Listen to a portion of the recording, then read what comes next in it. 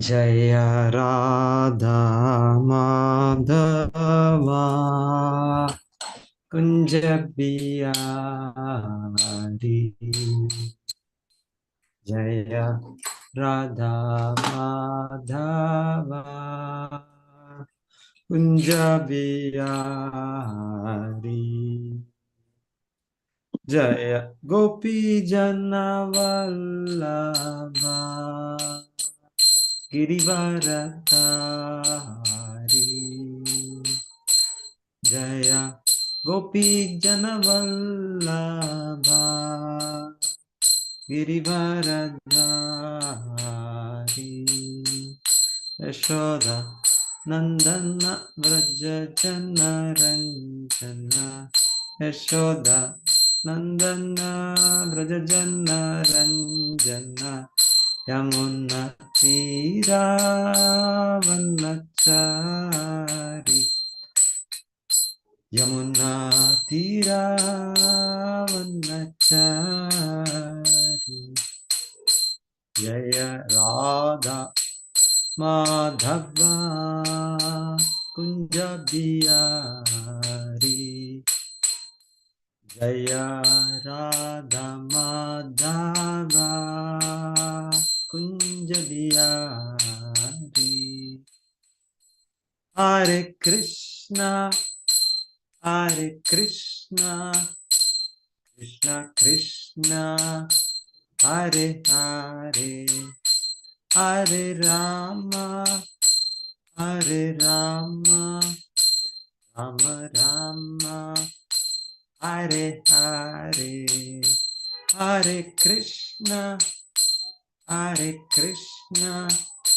ಕೃಷ್ಣ ಕೃಷ್ಣ ಹರೆ ಹರೆ.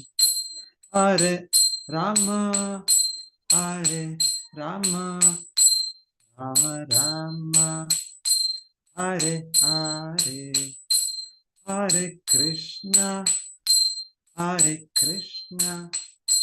ಕೃಷ್ಣ ಕೃಷ್ಣ ಹರೆ ಹರೆ. ಹರೆ ರಾಮ ರಾಮ ರಾಮ ಹರೆ ಹರೆ. ಹರೆ ಕೃಷ್ಣ ಕೃಷ್ಣ ಕೃಷ್ಣ ಹರೆ ಹರೆ. ಹರೆ ರಾಮ ರಾಮ ರಾಮ ಹರೆ ಹರೆ. ಹರೆ ಕೃಷ್ಣ ಕೃಷ್ಣ ಕೃಷ್ಣ ಹರೆ ಹರೆ. ಹರೆ ರಾಮ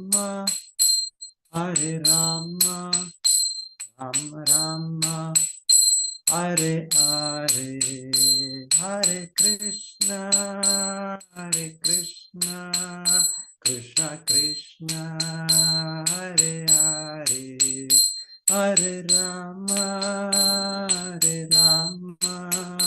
ರಾಮ ರಾಮ ಹರೆ ಹರೆ. ಹರೆ ಕೃಷ್ಣ ಕೃಷ್ಣ ಕೃಷ್ಣ ಹರೆ ಹರೆ. ಹರೆ ರಾಮ ರಾಮ ರಾಮ ಹರೆ ಹರೆ. ಹರೆ ಕೃಷ್ಣ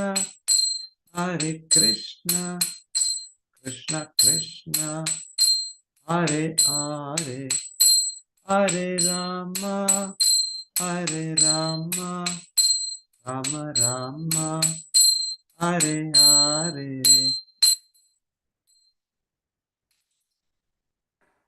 ಹರೇ ಕೃಷ್ಣ. ಎಲ್ಲ ಭಕ್ತರಿಗೂ ಸ್ವಾಗತ ಸುಸ್ವಾಗತ ಇವತ್ತಿನ ಈ ಭಕ್ತಿ ವೈಭವ ಕ್ಲಾಸ್ಗೆ.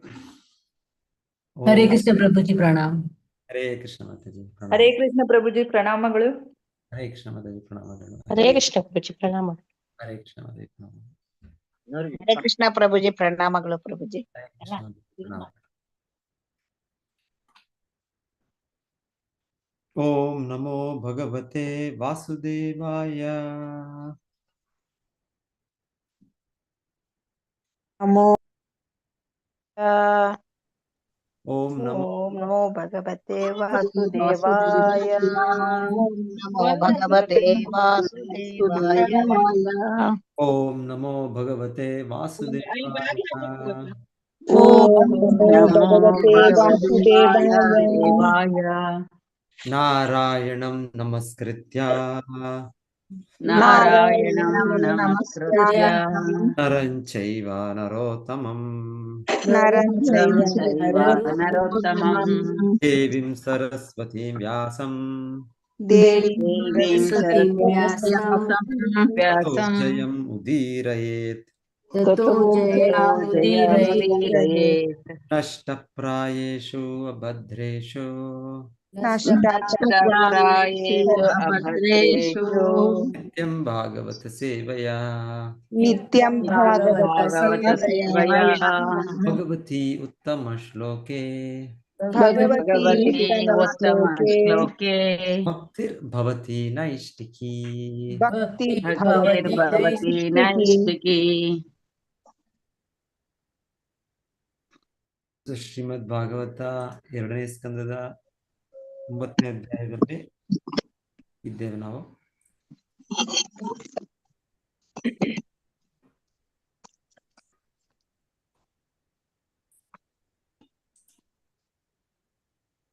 ಸೊ ಇಷ್ಟವರೆಗೂ ನಾವು ಕೇಳ್ತಾ ಇರೋದು ಈ ಅಧ್ಯಾಯದಲ್ಲಿ ಭಗವದ್ವಚನ ಆಧರಿಸಿದ ಉತ್ತರಗಳು. ಪರೀಕ್ಷಿತ್ ಮಹಾರಾಜರು ಪ್ರಶ್ನಿಸಿದ್ದು ಶುಕಮುನಿಗಳಿಗೆ.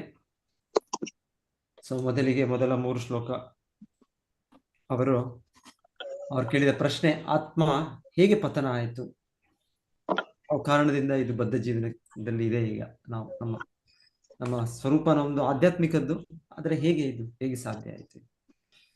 ಸೊ ಅದರ ವಿವರಣೆ ಕೇಳಿದ್ವಿ ನಾವು ಮೊದಲ 3 ಶ್ಲೋಕದಲ್ಲಿ. ನಂತರ ಲಾಸ್ಟ್ ಕ್ಲಾಸ್ ನಾವು ನೋಡಿದ್ದು ಭಗವಂತನ ಸ್ವರೂಪ ಬಗ್ಗೆ ಅವರಿಗೆ ವಿವರಿಸೋದು. ಭಗವಂತನ ರೂಪ ಮತ್ತು ನಮ್ಮ ರೂಪ ಏನು ವ್ಯತ್ಯಾಸ.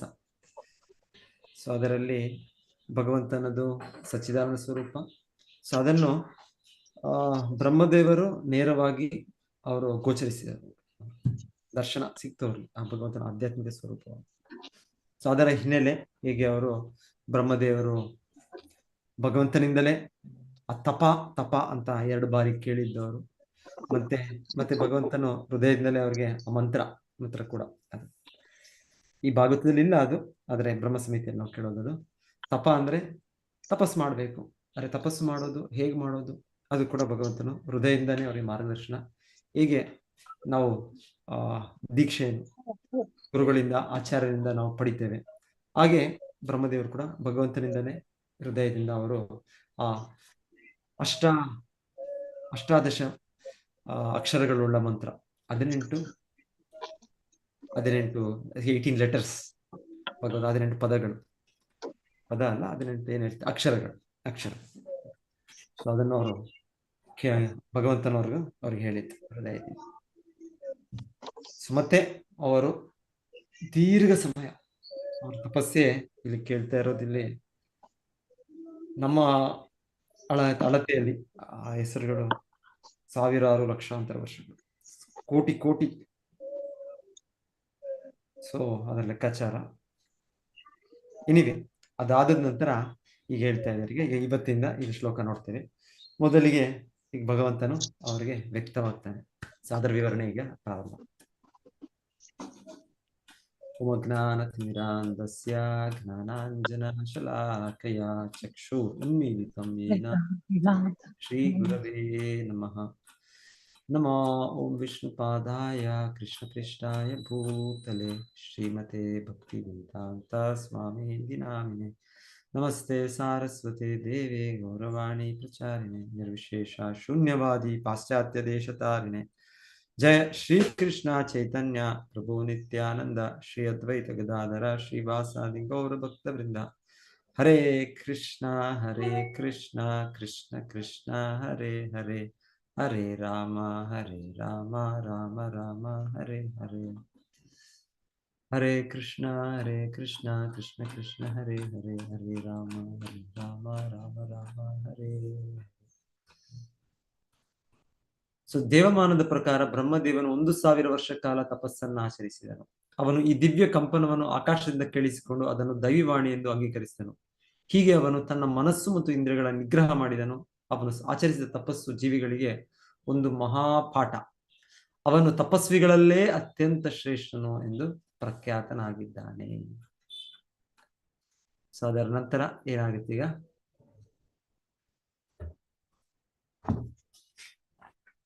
ಸಾವಿರಾರು ಲಕ್ಷಾಂತರ ವರ್ಷಗಳ ತಪಸ್ಸಿ.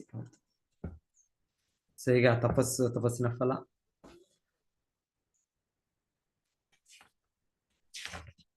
ತಸ್ಮೈ ಸ್ವಲೋಕಂ ಭಗವಾನ್ ಸಭಾಜಿತಃ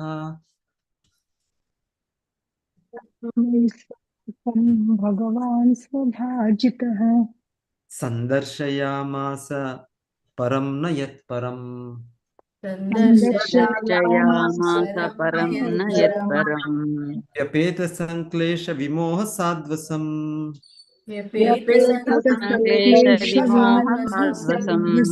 ಸ್ವದೃಷ್ಟವದ್ಭಿರ್ ಪುರುಷೈರ್ ಅಭಿಷ್ಟುತಂ.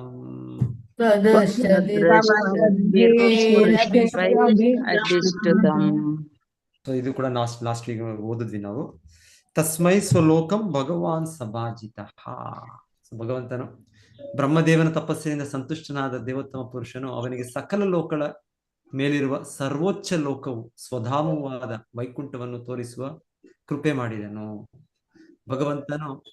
ಭಗವಂತನ ಈ ದಿವ್ಯ ಧಾಮವನ್ನು ಎಲ್ಲ ಬಗೆಯ ಕಷ್ಟ ಕ್ಲೇಶಗಳು ಮತ್ತು ಮಾಯಾ ಅಸ್ತಿತ್ವದ ಭೀತಿಗಳಿಂದ ಮುಕ್ತರಾಗಿ ಆತ್ಮ ಸಾಕ್ಷಾತ್ಕಾರ ಪಡೆದವರೆಲ್ಲರೂ ಆರಾಧಿಸುತ್ತಾರೆ. ಬ್ರಹ್ಮದೇವರಿಗೆ ಈಗ ಭಗವಂತನ ದಿವ್ಯಧಾಮದ ದರ್ಶನ ಆಗ್ತಾ ಇದೆ, ಭಗವಂತನ ಕೃಪೆಯಿಂದ ಆಗಿದ್ದು. ಸೊ ಪರಂನ ಯತ್ ಪರಂ, ಲಾಸ್ಟ್ ವೀಕ್ ಇದ್ರ ಬಗ್ಗೆ ಸ್ವಲ್ಪ ಕೇಳ್ತಾ ಇದ್ವಿ ಭಾವಾರ್ಥದಲ್ಲಿ. ಗರ್ಗೋಪನಿಷತ್ತಲ್ಲೂ ಕೂಡ ಇದೇ ವಿವರಣೆ ಅಂತ. ಸೊ ಗಾರ್ಗಿ ಅಂದ್ರೆ ಆಕ್ಚುಲಿ ಅವರು ಯಾಜ್ಞವಾಲ್ಕ್ಯ ಅವರ ಹೆಂಡತಿ. ಯಾಜ್ಞವಾಲ್ಕ್ಯ ಅವರ ಹೆಂಡತಿಗೆ ಇದನ್ನು ವಿವರಿಸ್ತಾ ಇರೋದು. ಅವರು ಪ್ರಶ್ನೆ ಮಾಡ್ತಾ ಇದ್ದಾರೆ, ಇವರು ಅವ್ರಿಗೆ ಗರ್ಗೋಪನಿಷತ್ ಹೇಳ್ತಾ ಇರೋದು. ಗರ್ಗೋಪನಿಷತ್ತಲ್ಲೂ ಕೂಡ ಇದರ ವಿವರಣೆ ಇದೆ ಅಂತ ಹೇಳ್ತಾ ಇದ್ದಾರೆ. ಭಗವಂತನು ಕೂಡ ಬ್ರಹ್ಮನಿಗೆ ತನ್ನ ಸ್ವಭಾವವನ್ನು ತೋರಿಸುವ ಕೃಪೆ ಮಾಡಿದರು. ಶ್ರೀ ಜೀವ ಗೋಸ್ವಾಮಿಯವರು ಶ್ರೀಮದ್ ಭಾಗವತ ಟೀಕಾ ಗ್ರಂಥದ ಕರ್ಮ ಸಂದರ್ಭ ವ್ಯಾಖ್ಯಾನಗಳಲ್ಲಿ ವೇದ ಪ್ರಮಾಣಗಳನ್ನು ಗರ್ಗೋಪನಿಷದಿಂದ ಆಧರಿಸುತ್ತಾರೆ. ಸೊ ವಿವರಣೆ ಇದೆ, ಭಗವಂತನ ದಿವ್ಯಧಾಮದ ವಿವರಣೆ ಹಲವು ಕಡೆ ಇದೆ, ಶಾಸ್ತ್ರದಲ್ಲಿದೆ. ಬ್ರಹ್ಮ ಸಂಹಿತೆಯಲ್ಲಿ ಅದರಲ್ಲಿ ಉನ್ನತ ಲೋಕವಾದ ಚಿಂತಾಮಣಿ ಧಾಮ, ಗೋಲೋಕಧಾಮ, ಅದರ ವಿವರಣೆ ಇದೆ. ಈಗ ಕೇಳೋಣ. ಈಗ ಬ್ರಹ್ಮದೇವರು ಅವ್ರು ಏನ್ ನೋಡಿದ್ರು ಇಲ್ಲಿ ಭಾಗವತದಲ್ಲಿ ವಿವರಿಸಿರೋ ರೀತಿಯಲ್ಲಿ ನೋಡೋಣ, ಕೇಳೋಣ ನಾವು. ಇಲ್ಲ ಅಂದ್ರೆ ಬ್ರಹ್ಮ ಸಂಹಿತೆಯಲ್ಲಿ ಬ್ರಹ್ಮದೇವರು ಹೇಳಿರೋದು ಅವರು ಇನ್ನ ಗೋಲೋಕವನ್ನು ನೋಡಿ ಅದರ ವಿವರಣೆ ಕೂಡ ಕೊಟ್ಟಿದ್ದಾರೆ. ಅವರು ತುಂಬಾ ಡೀಟೇಲ್ ಆಗಿ ಕೊಟ್ಟಿದ್ದಾರೆ. 10ನೇ ಶ್ಲೋಕ. ಪ್ರವರ್ತತೆ ಯತ್ರ ರಜಸ್ತಮಸ್ಯಯೋ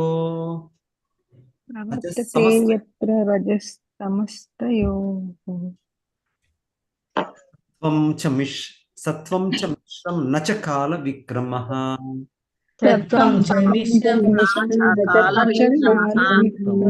ಯತ್ರ ಮಾಯಾ ಕಿಂ ಉತಾ ಪರೇ ಹರೇರ್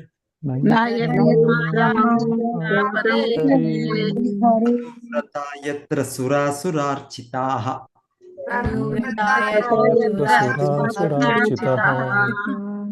ಭಗವಂತನ ಸ್ವಧಾಮದಲ್ಲಿ ತಮೋಗುಣ ಮತ್ತು ರಜೋಗುಣ ಇಲ್ಲ, ಅಥವಾ ಸತ್ವಗುಣದ ಪ್ರಭಾವವೂ ಇಲ್ಲ. ಅಲ್ಲಿ ಕಾಲದ ಪ್ರಭಾವದ ಪ್ರಾಬಲ್ಯವಿಲ್ಲ. ಇನ್ನು ಬಹಿರಂಗ ಶಕ್ತಿಯಾದ ಮಾಯೆಯ ಮಾತೆಲ್ಲಿ ಬಂತು? ಅದು ಆ ವಲಯದೊಳಗೆ ಪ್ರವೇಶಿಸಲಾರದು. ಅಲ್ಲಿ ಯಾವುದೇ ತಾರತಮ್ಯ ಇಲ್ಲದೆ ದೇವತೆಗಳು ಮತ್ತು ದಾನವರಿಬ್ಬರು ಭಕ್ತರಾಗಿ ಭಗವಂತನ ಆರಾಧನೆ ಮಾಡುತ್ತಾರೆ. ಅನುವ್ರತಾಯತ್ರ ಅಸುರಾರ್ಚಿತ.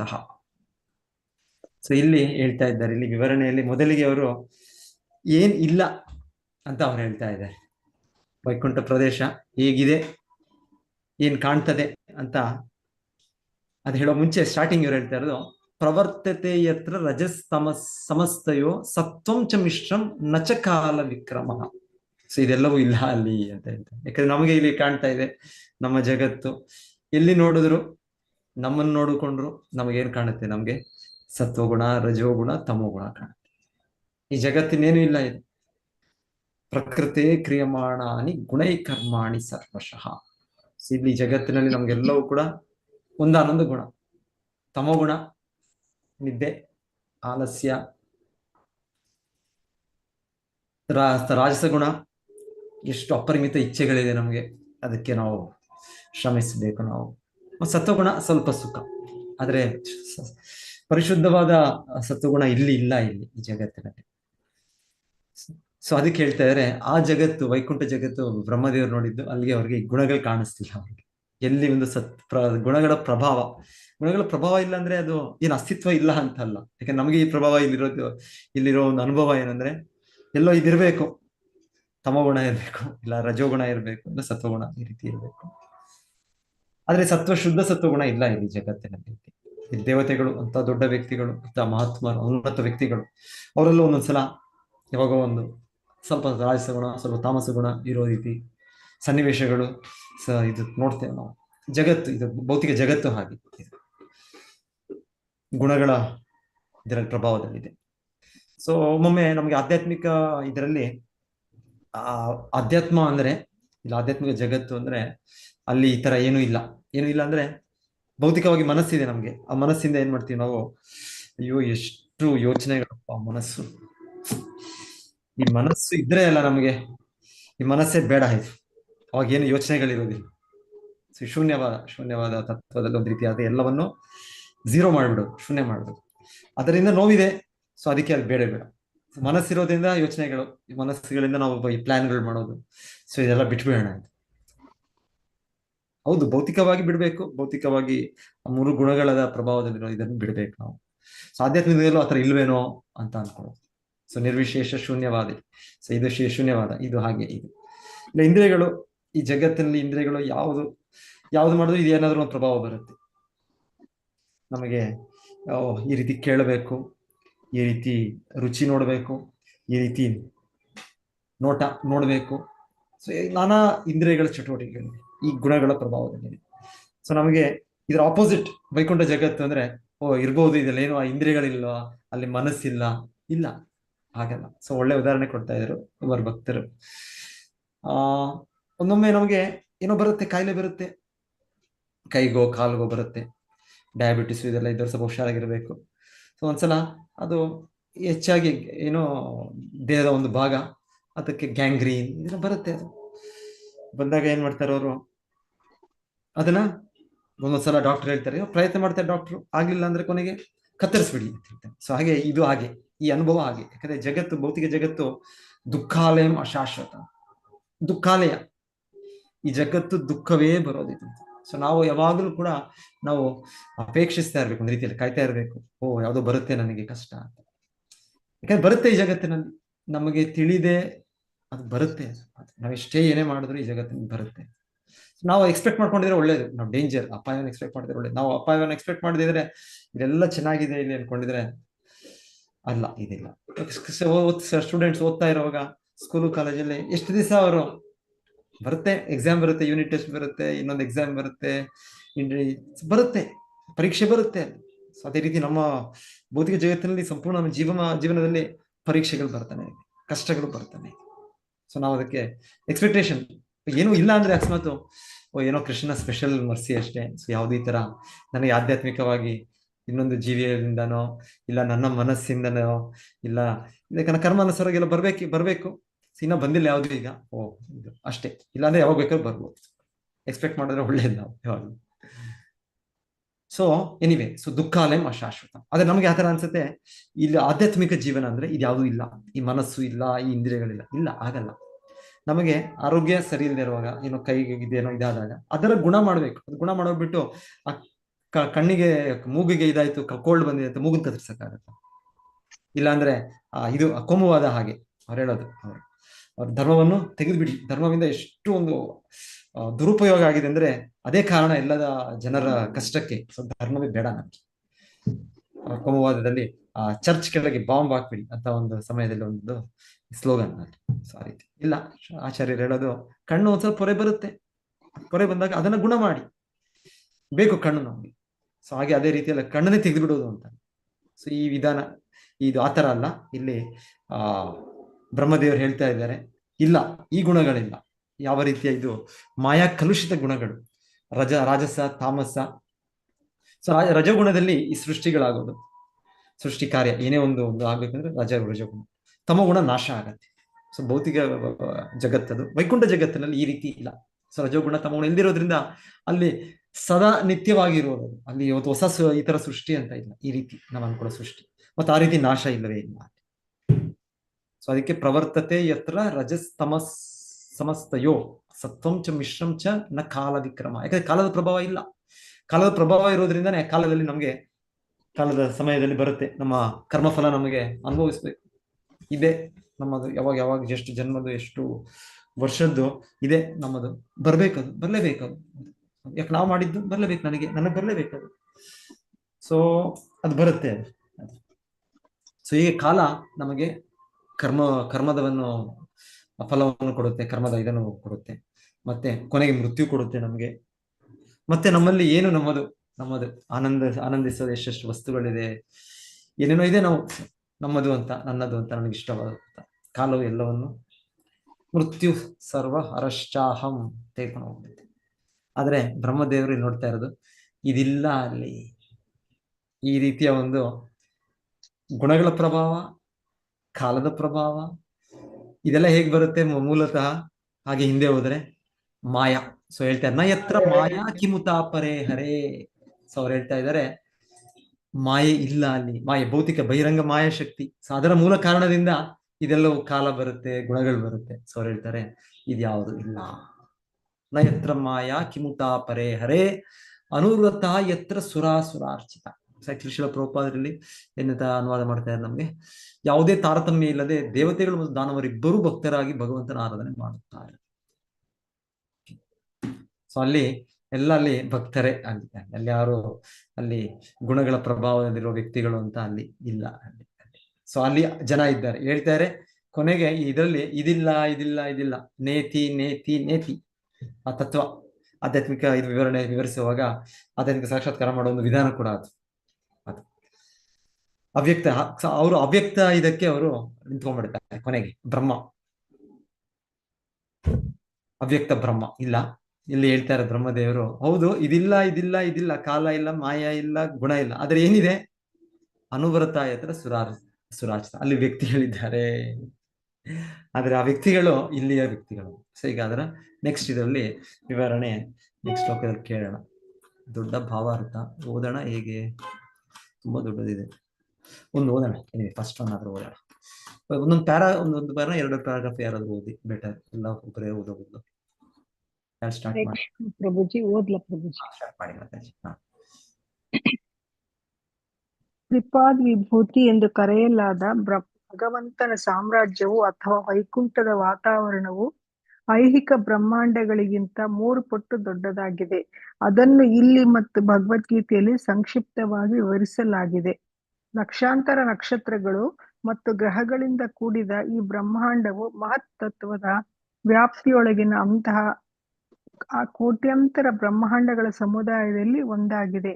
ಈ ಎಲ್ಲ ಕೋಟ್ಯಂತರ ಬ್ರಹ್ಮಾಂಡಗಳು ಸೇರಿಯೂ ಅದು ಭಗವಂತನ ಇಡೀ ಸೃಷ್ಟಿಯ 4ನೆಯ ಒಂದು ಅಂಶ ಮಾತ್ರ.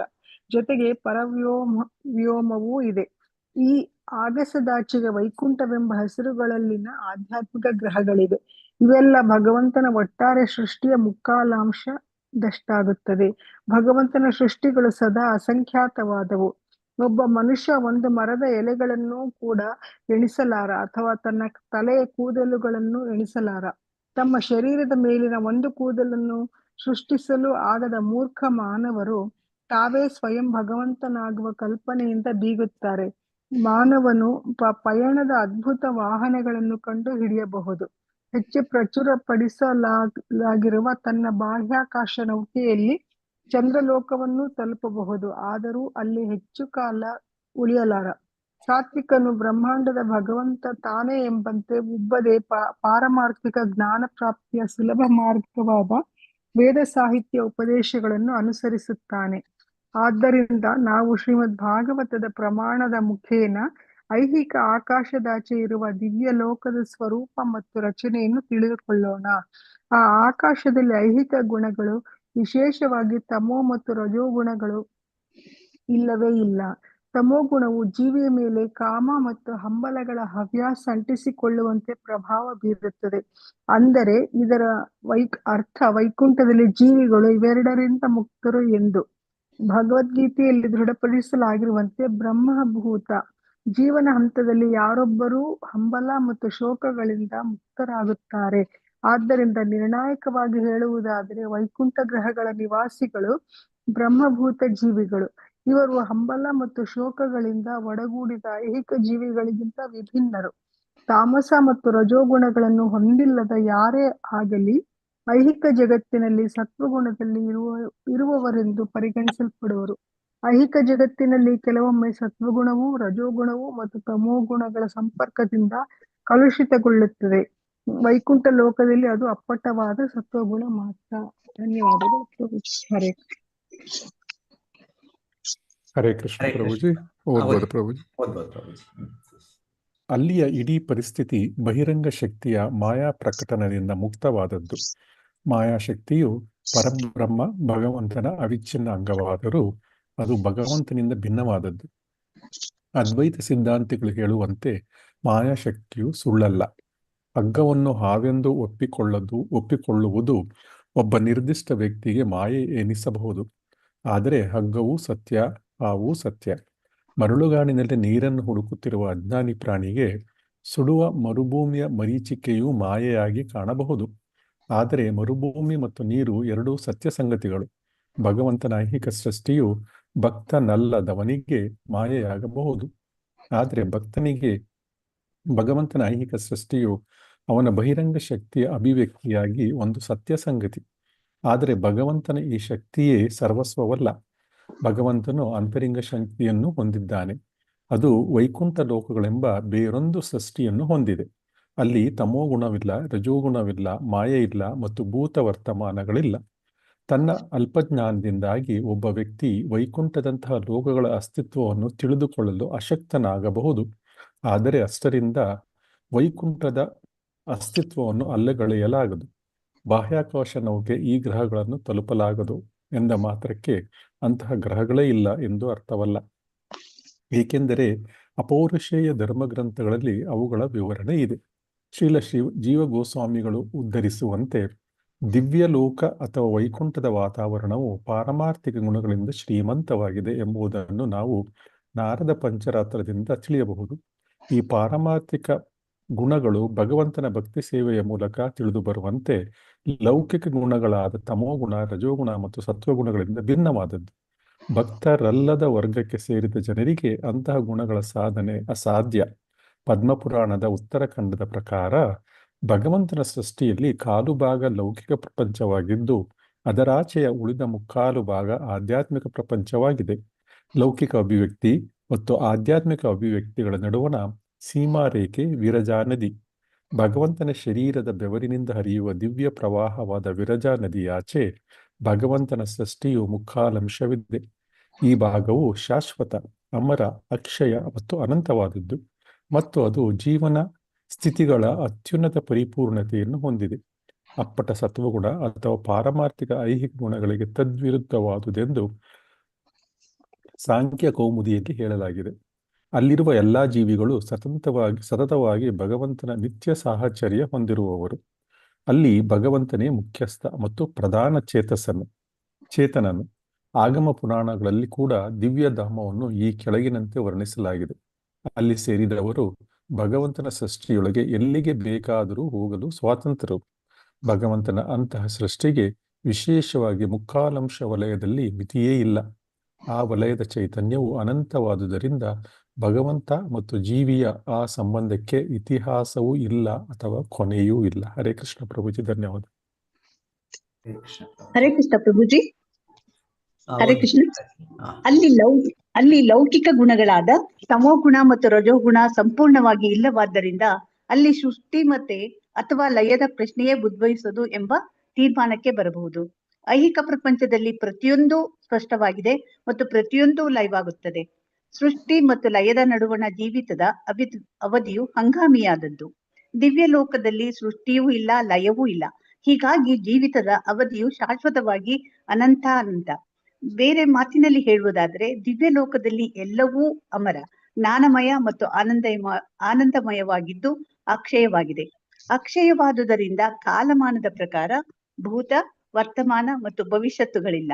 ಅಲ್ಲಿ ಕಾಲದ ಪ್ರಭಾವ ಇಲ್ಲದಿರುವುದು ಎದ್ದು ಕಾಣುತ್ತದೆ ಎಂದು ಈ ಶ್ಲೋಕದಲ್ಲಿ ಸ್ಪಷ್ಟವಾಗಿ ಹೇಳಲಾಗಿದೆ. ಇಡೀ ಲೌಕಿಕ ಅಸ್ತಿತ್ವವು ಭೂತ, ವರ್ತಮಾನ ಮತ್ತು ಭವಿಷ್ಯತ್ತಿನ ವಿಷಯದಲ್ಲಿ ಕಾಲದ ಪ್ರಭಾವವನ್ನು ಪ್ರಧಾನವಾಗಿಸುವ ವಸ್ತುಗಳ ಕ್ರಿಯೆ ಮತ್ತು ಪ್ರತಿಕ್ರಿಯೆಗಳಿಂದ ವ್ಯಕ್ತವಾಗುತ್ತದೆ. ದಿವ್ಯ ಲೋಕದಲ್ಲಿ ಕಾರಣ ಮತ್ತು ಕಾರ್ಯಗಳ ಕ್ರಿಯೆ ಮತ್ತು ಪ್ರತಿಕ್ರಿಯೆಗಳಿಲ್ಲ. ಆದ್ದರಿಂದ ಅಲ್ಲಿ ಜನನ, ಬೆಳವಣಿಗೆ, ಅಸ್ತಿತ್ವ, ಸ್ಥಿತ್ಯಂತರ, ಕ್ಷಯ ಮತ್ತು ಲಯ ಈ 6 ಐಹಿಕ ಬದಲಾವಣೆಗಳು ಇಲ್ಲ. ಅದು ಲೌಕಿಕ ಜಗತ್ತಿನಲ್ಲಿ ಅನುಭವಕ್ಕೆ ಬರುವ ಮಾಯೆ ಇಲ್ಲದ ಭಗವಂತನ ಶಕ್ತಿಯ ಅಪ್ಪಟ ಅಭಿವ್ಯಕ್ತಿ. ಇಡೀ ವೈಕುಂಠದ ಅಸ್ತಿತ್ವವೇ ಅಲ್ಲಿ ಪ್ರತಿಯೊಬ್ಬನೂ ಭಗವಂತನ ಅನುಯಾಯಿ ಎಂದು ಸಾರುತ್ತದೆ. ಅಲ್ಲಿ ಭಗವಂತನೇ ಪ್ರಧಾನ ನಾಯಕ. ಅವನ ನಾಯಕತ್ವಕ್ಕೆ ಸ್ಪರ್ಧೆ ಇಲ್ಲ. ಎಲ್ಲಾ ಜನರು ಭಗವಂತನ ಅನುಯಾಯಿಗಳು. ಭಗವಂತನೇ ಪ್ರಧಾನ ನಾಯಕ. ಜೀವಿಗಳೆಲ್ಲರ ಅಗತ್ಯಗಳನ್ನು ಅವನು ಪೂರೈಸುವುದರಿಂದ ಜೀವಿಗಳೆಲ್ಲ ಅವನಿಗೆ ಅಧೀನರು. ಇದು ವೇದಗಳಲ್ಲಿ ದೃಢಪಟ್ಟಿದೆ. ಹರೇ ಕೃಷ್ಣ ಪ್ರಭುಜಿ. ಹರೇ ಕೃಷ್ಣ ಮಾತಾಜಿ. ಸೊ ಶ್ರೀಲ ಪ್ರಭುಪಾದರು ಬಹಳ ವಿಸ್ತಾರವಾಗಿ ನಮ್ಗೆ ತಿಳಿಸ್ತಾ ಇದ್ದಾರೆ. ಅಲ್ಲಿ ಎಲ್ಲವೂ ಅಪರಿಮಿತ ಅಂತ. ಭಗವಂತನ ಶಕ್ತಿಗಳು, ಭಗವಂತನ ಸೃಷ್ಟಿ ಎಷ್ಟು ಒಂದು ಬ್ರಹ್ಮಾಂಡ ಅಲ್ಲ, ಒಂದು ಬ್ರಹ್ಮಾಂಡದಲ್ಲಿ ನಾವು ನೋಡಿದ್ರು ರಾತ್ರಿ ಹೊತ್ತೇನಾದ್ರೂ ನಾವು ನೋಡಿದ್ರೆ ಎಷ್ಟೆಷ್ಟೋ ತುಣುಕುಗಳಾಗಿ, ಒಂದು ಚುಕ್ಕೆಗಳಾಗಿ ನಕ್ಷತ್ರಗಳಿವೆ. ಎಷ್ಟಿದೆ ಅದರ ಲೆಕ್ಕಾಚಾರ, ಎಷ್ಟು ಅಸಂಖ್ಯಾತ ಇದೆ. ಇದು ಒಂದು ಬ್ರಹ್ಮಾಂಡ. ಆ ತರ ಬ್ರಹ್ಮಾಂಡಗಳು ಅನಂತ ಕೋಟಿ ಇದೆ ಭೌತಿಕ ಜಗತ್ತಿನ. ಆದರೆ ಇಲ್ಲಿ ವಿವರಣೆ ಹೇಳ್ತಾ ಇರೋದು ಇದು ಒಂದನೇ 4ನೇ ಭಾಗ ಅಂತ ಹೇಳ್ತಾ ಇದ್ದಾರೆ. ಇನ್ನ 3ನೇ 4ನೇ ಭಾಗ ಅದು ಆಧ್ಯಾತ್ಮಿಕ ಜಗತ್ತು ಅಂತ ಹೇಳ್ತಾರೆ. ಸೊ ಇಲ್ಲಿ ಹೇಳ್ತಾ ಇರೋದು ಭಗವಂತನ ಸೃಷ್ಟಿಯೇ ಹೀಗೆ. ಭಗವಂತನ ಸೃಷ್ಟಿಗಳು ಸದಾ ಅಸಂಖ್ಯಾತವಾದವು. ಒಬ್ಬ ಮನುಷ್ಯ ಒಂದು ಮರದ ಎಲೆಗಳನ್ನು ಕೂಡ ಎಣಿಸಲಾರ. ಒಂದು ಮರದ ಎಲೆಗಳು ನಮ್ಗೆ ಯಾರಾದ್ರೂ ಹೇಳಿದ್ರೆ ಇದು ಎಣಿಸಿ ಅಂತ ಹೇಳಿದ್ರೆ, ಎಷ್ಟು ಎಲೆಗಳಿದೆ ಮರದಲ್ಲಿ. ಚಿಕ್ಕ ಗಿಡ ಇದ್ದಾಗ ಇನ್ನೊಂದಿದ್ದಾಗ ಓಕೆ ಹೇಳ್ಬೋದು ನಾವು. ತುಳಸಿ ಮಹಾರಾಣಿ 1000ರಲ್ಲಿ ಬೇಕಾದ್ರೆ ಚಿಕ್ಕ ತುಳಸಿ ಮಹಾರಾಣಿ ಇದೆ ಹೇಳ್ಬೋದು ಇಷ್ಟು ಎಲೆಗಳು ಅಂತ. ಆದ್ರೆ ಮರ ಎಷ್ಟು ದೊಡ್ಡದು, ಅದು ಎಷ್ಟು ದೊಡ್ಡ ಮರಗಳಿದೆ. ಒಂದೊಂದು ಮರಗಳು ಹೇಳ್ತಾರೆ ಕಿಲೋಮೀಟರ್ ಎಷ್ಟು ದೊಡ್ಡ ಮರ. ರೆಕಾರ್ಡ್ ಎಲ್ಲ ಏನೋ ಇದೆ, ಎಷ್ಟೋ kilometre, 4 kilometre. Kalkatta botanical garden ಎಲ್ಲೋ, ಮತ್ತೆ ಇನ್ನೆಲ್ಲೋ ಬ್ರೆಜಿಲ್, ಇನ್ನೆಲ್ಲೋ ಕ್ಯಾಲಿಫೋರ್ನಿಯಾ ಎಲ್ಲ ಹೇಳ್ತಾರೆ ದೊಡ್ಡ ಮರ. ಆ ಮರದಲ್ಲಿ ಯಾರಾದ್ರೂ ನಮ್ಗೆ ಹೇಳಿ ನೀವು ಲೆಕ್ಕ ಮಾಡಿ ನನಗೊಂದು ಕೊಡಿ ನಾವು. ಅದೆಲ್ಲ ಇನ್ನೊಂದು ಉದಾಹರಣೆ ಕೊಡ್ತಾ ಇದ್ದಾರೆ. ನಮ್ಮ ದೇಹದ ಚರ್ಮದ ಮೇಲಿರುವ ಕೂದಲುಗಳು, ಕೂದಲುಗಳು ಎಷ್ಟಿದೆ. ನನ್ನ ತಲೆ ಮೇಲೆ ಕೂದಲು ಎಷ್ಟಿದೆ, ಎಷ್ಟು ಅರ್ಧ ಹೋಗ್ಬಿಟ್ಟಿದೆ, ನನಗೆ ಕಡಿಮೆ ಆಗಿದೆ. ಆದ್ರೂ ಅದು ಎಷ್ಟಿದೆಯೋ ಅದಷ್ಟು ಕೂಡ ಲೆಕ್ಕ ಮಾಡಬೇಕು ಅಂದ್ರೆ ಅದನ್ನ ಎಷ್ಟು ಕೂದಲುಗಳಿಗೆ. ಹೀಗೆ ಹೇಳ್ತಾರೆ. ಎಲ್ಲವೂ ಭಗವಂತನ ಶಕ್ತಿ ಅಪರಿಮಿತವಾದದ್ದು. ಅದನ್ನ ನಾವು ಲೆಕ್ಕ ಮಾಡಕ್ ಆಗೋದಿಲ್ಲ, ಎಣಿಸಲಿಕ್ಕೆ ಆಗೋದಿಲ್ಲ. ಸೊ ಆತರ ಈ ಭಗವಂತನ ಈ ವೈಕುಂಠ ಜಗತ್ತಿನ ವಿವರಣೆ ಹೇಳ್ತಾ ಇರೋದು ಅದು ನಾನು ನೋಡ್ತಾ ಇಲ್ಲ ಅನ್ನೋದಕ್ಕೆ ಅದಿಲ್ಲ ಅಂತ. ಸೊ ನಮ್ಗೆ ಅದು ನಮ್ಮ ಶಕ್ತಿ, ನಮ್ಮ ಅಸ್ತಿತ್ವ ಬಹಳ ಚಿಕ್ಕದು. ಸೊ ನಮಗೆ ಹೇಗೆ ಸಾಧ್ಯ ಅದನ್ನ ನೋಡಕ್ಕೆ? ಸೊ ಆದ್ರಿಂದ ಅದಿಲ್ಲ ಅಂತಲ್ಲ. ವೇದ ಪ್ರಮಾಣ, ಭಾಗವತದ ಪ್ರಮಾಣದಿಂದ ಇಲ್ಲಿ ಬಹಳ ಉಲ್ಲೇಖಗಳು ಕೊಡ್ತಾ ಇರೋದು. ಸೊ ಆಗಮಶಾಸ್ತ್ರ, ಪದ್ಮಪುರಾಣ, ಸೊ ಅಲ್ಲಿ ಎಲ್ಲ ವಿವರಣೆ ಇದೆ. ಇಲ್ಲಿ ಹೇಗೆ ಇಲ್ಲಿ ವಿವರಣೆ ಹೇಳ್ತಾ ಇದ್ದಾರೆ ಅದೇ ರೀತಿಯಲ್ಲಿ ಅಲ್ಲೂ ಕೂಡ ವಿವರಣೆಗಳಿವೆ.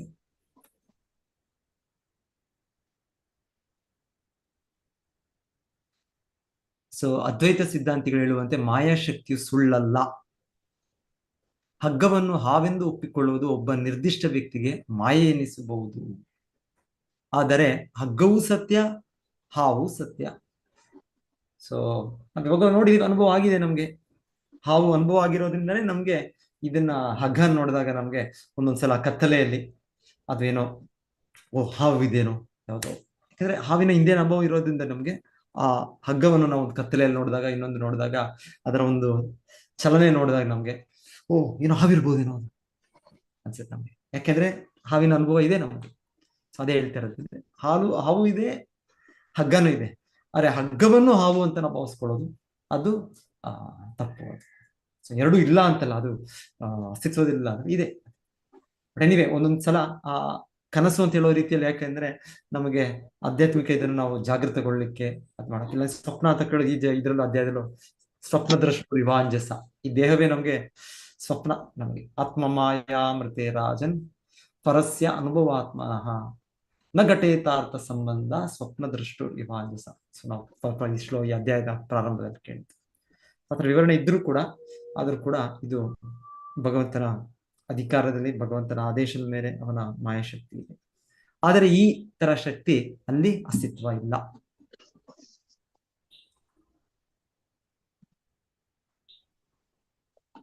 ಮರಳುಗಾಡು, ಸೊ ಇನ್ನೊಂದು ಎಕ್ಸಾಂಪಲ್ ಕೊಡ್ತಾ ಇದ್ದಾರೆ. ಸೊ ಮರಳುಗಾಡು ಡೆಸರ್ಟ್, ಮರುಭೂಮಿಯಲ್ಲಿ ಇದೆ.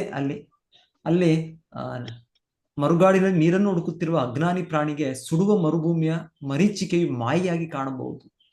ಆದರೆ ಮರುಭೂಮಿ ಮತ್ತು ನೀರು ಎರಡು ಸತ್ಯ ಸಂಗತಿಗಳು. ಭಗವಂತನ ಐಹಿಕ ಸೃಷ್ಟಿಯು ಭಕ್ತನಲ್ಲದವನಿಗೆ ಮಾಯೆಯಾಗಬಹುದು, ಆದರೆ ಭಕ್ತನಿಗೆ ಭಗವಂತನ ಐಹಿಕ ಸೃಷ್ಟಿಯು ಅವನ ಬಹಿರಂಗ ಶಕ್ತಿ ಅಭಿವ್ಯಕ್ತಿಯಾಗಿ ಒಂದು ಸತ್ಯ ಸಂಗತಿ. ಆದರೆ ಭಗವಂತನ ಈ ಶಕ್ತಿಯೇ ಸರ್ವಸ್ವವಲ್ಲ. ಭಗವಂತನು ಅಂತರಂಗ ಶಕ್ತಿಯನ್ನು ಹೊಂದಿದ್ದಾನೆ, ಅದು ವೈಕುಂಠ ಲೋಕಗಳೆಂಬ ಬೇರೊಂದು ಸೃಷ್ಟಿಯನ್ನು ಹೊಂದಿದೆ. ಸೊ ಸ್ಪಷ್ಟವಾಗಿ ಬ್ರಹ್ಮದೇವರಿಗೆ ಇಲ್ಲಿ ಸಾಕ್ಷಾತ್ಕಾರ, ಇಲ್ಲಿ ಆತರ ಜಗತ್ತಿದೆ, ಅದೇನೋ ಒಂದು ಇರ್ಬಹುದು, ಬಹುಶಃ ನಮಗೆ ಹೀಗೆ ಇವಾಗ ನಮ್ಮ ಅಸ್ತಿತ್ವದಲ್ಲಿ ಹೀಗೆ ಏನೋ ವೈಕುಂಠ ಅಂತಿದ್ಯಂತೆ, ಗೋಲೋಕ ಅಂತಿದ್ಯಂತೆ. ಇಲ್ಲ, ಬ್ರಹ್ಮದೇವರಿಗೆ ದರ್ಶನ ಆಗ್ತಾ ಇದೆ, ಈಗ ಸಾಕ್ಷಾತ್ಕಾರ ಆಗಿದೆ ಬ್ರಹ್ಮದೇವರಿಗೆ. ಯಾರಾದ್ರೂ ನಾವು ಹೋಗದೆ ಇರೋರು ನಾವು ಹೇಳ್ಬೋದು, ಇಲ್ಲ ಅಮೆರಿಕ ಇಲ್ಲ ಹೋಗಿಲ್ಲ ನಾನು ಇವತ್ತು, ನಮ್ಮ ದೇಶ ಬಿಟ್ಟಿಯಲ್ಲಿ ಹೋಗಿಲ್ಲ. ಸೊ ಹೊರಗೆ ಇದೆ ಯಾವ್ದು ದೇಶಗಳಲ್ಲಿ ಯಾವ್ದಿಲ್ಲ ಅಂದ್ರೆ ಹೇಗೆ? ಅಲ್ಲಿ ಹೋಗಿರೋರು ನೀವು ಎಷ್ಟೋ ಜನ ಇದ್ದೀರಾ ನೀವು. ಸೊ ನೀವ್ ಹೇಳ್ತೀರಿ ಇಲ್ಲ ಅಲ್ಲಿದೆ, ಅಲ್ಲಿ ನಾನು ಹೋಗಿದ್ದೆ, ಅಲ್ಲಿ ನೋಡಿದೆ, ಅಲ್ಲಿ ಹೀಗೆ ಇದೆ, ಅಲ್ಲಿ ನಗರ ಇದೆ, ಅಲ್ಲಿ ಜನರಿದ್ದಾರೆ, ಅಲ್ಲಿ ಈ ರೀತಿ ಇದೆ. ಸೊ ನಾವು ಹೋಗದೆ ನಾವು ಅದಿಲ್ಲ ಅಂತ ಹೇಳಿದ್ರೆ, ಸೊ ಹಾಗಲ್ಲ, ಇದೆ, ಅದಿದೆ. ಸೊ ಅದರ ಅಸ್ತಿತ್ವ ಇದೆ, ಅದರ ಅಸ್ತಿತ್ವ ಇದೆ. ವೈಕುಂಠ ಜಗತ್ತಿದೆ, ವೈಕುಂಠ ಅಲ್ಲಿ ಯಾವ ಒಂದು ಗುಣಗಳ ಪ್ರಭಾವ ಇಲ್ಲ, ಕಾಲದ ಪ್ರಭಾವ ಇಲ್ಲ, ಮಾಯಾಶಕ್ತಿಯ ಪ್ರಭಾವ ಇಲ್ಲ, ಅಲ್ಲಿ ಜೀವಿಗಳಿದ್ದಾರೆ ಅಂತ ಇಲ್ಲಿ ಬ್ರಹ್ಮದೇವರು ಹೇಳಿದ್ರು. ಸೊ ಇನ್ನ ಈಗ ಆ ಜೀವಿಗಳ ಬಗ್ಗೆ ಈಗ ವಿವರಣೆಯನ್ನು ಮುಂದೆ ಶ್ಲೋಕಗಳಲ್ಲಿ ಕೇಳೋಣ.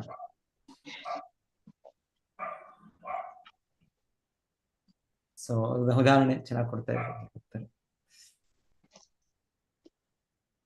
ಓಕೆ, ನೆಕ್ಸ್ಟ್ ಮಾಡೋಣ. 11ನೇ ಶ್ಲೋಕ. ಶ್ಯಾಮಾವದಾತ ಶತಪತ್ರ ಲೋಚನ. ಓಕೆ, ಶ್ಯಾಮಾವದಾತ ಶತಪತ್ರ ಲೋಚನಾಃ. ಶ್ಯಾಮಾವದಾತ ಶತಪತ್ರಲೋಚನಃ ಪಿಶಂಗ ವಸ್ತ್ರಾಃ ಸುರುಚಃ ಸುಪೇಶಸಃ.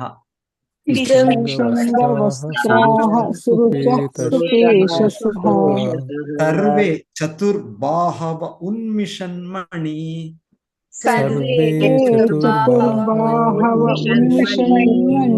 ಪ್ರವೇಕ ನಿಷ್ಕಾಭರಣಾಃ ಸುವರ್ಚಸಃ.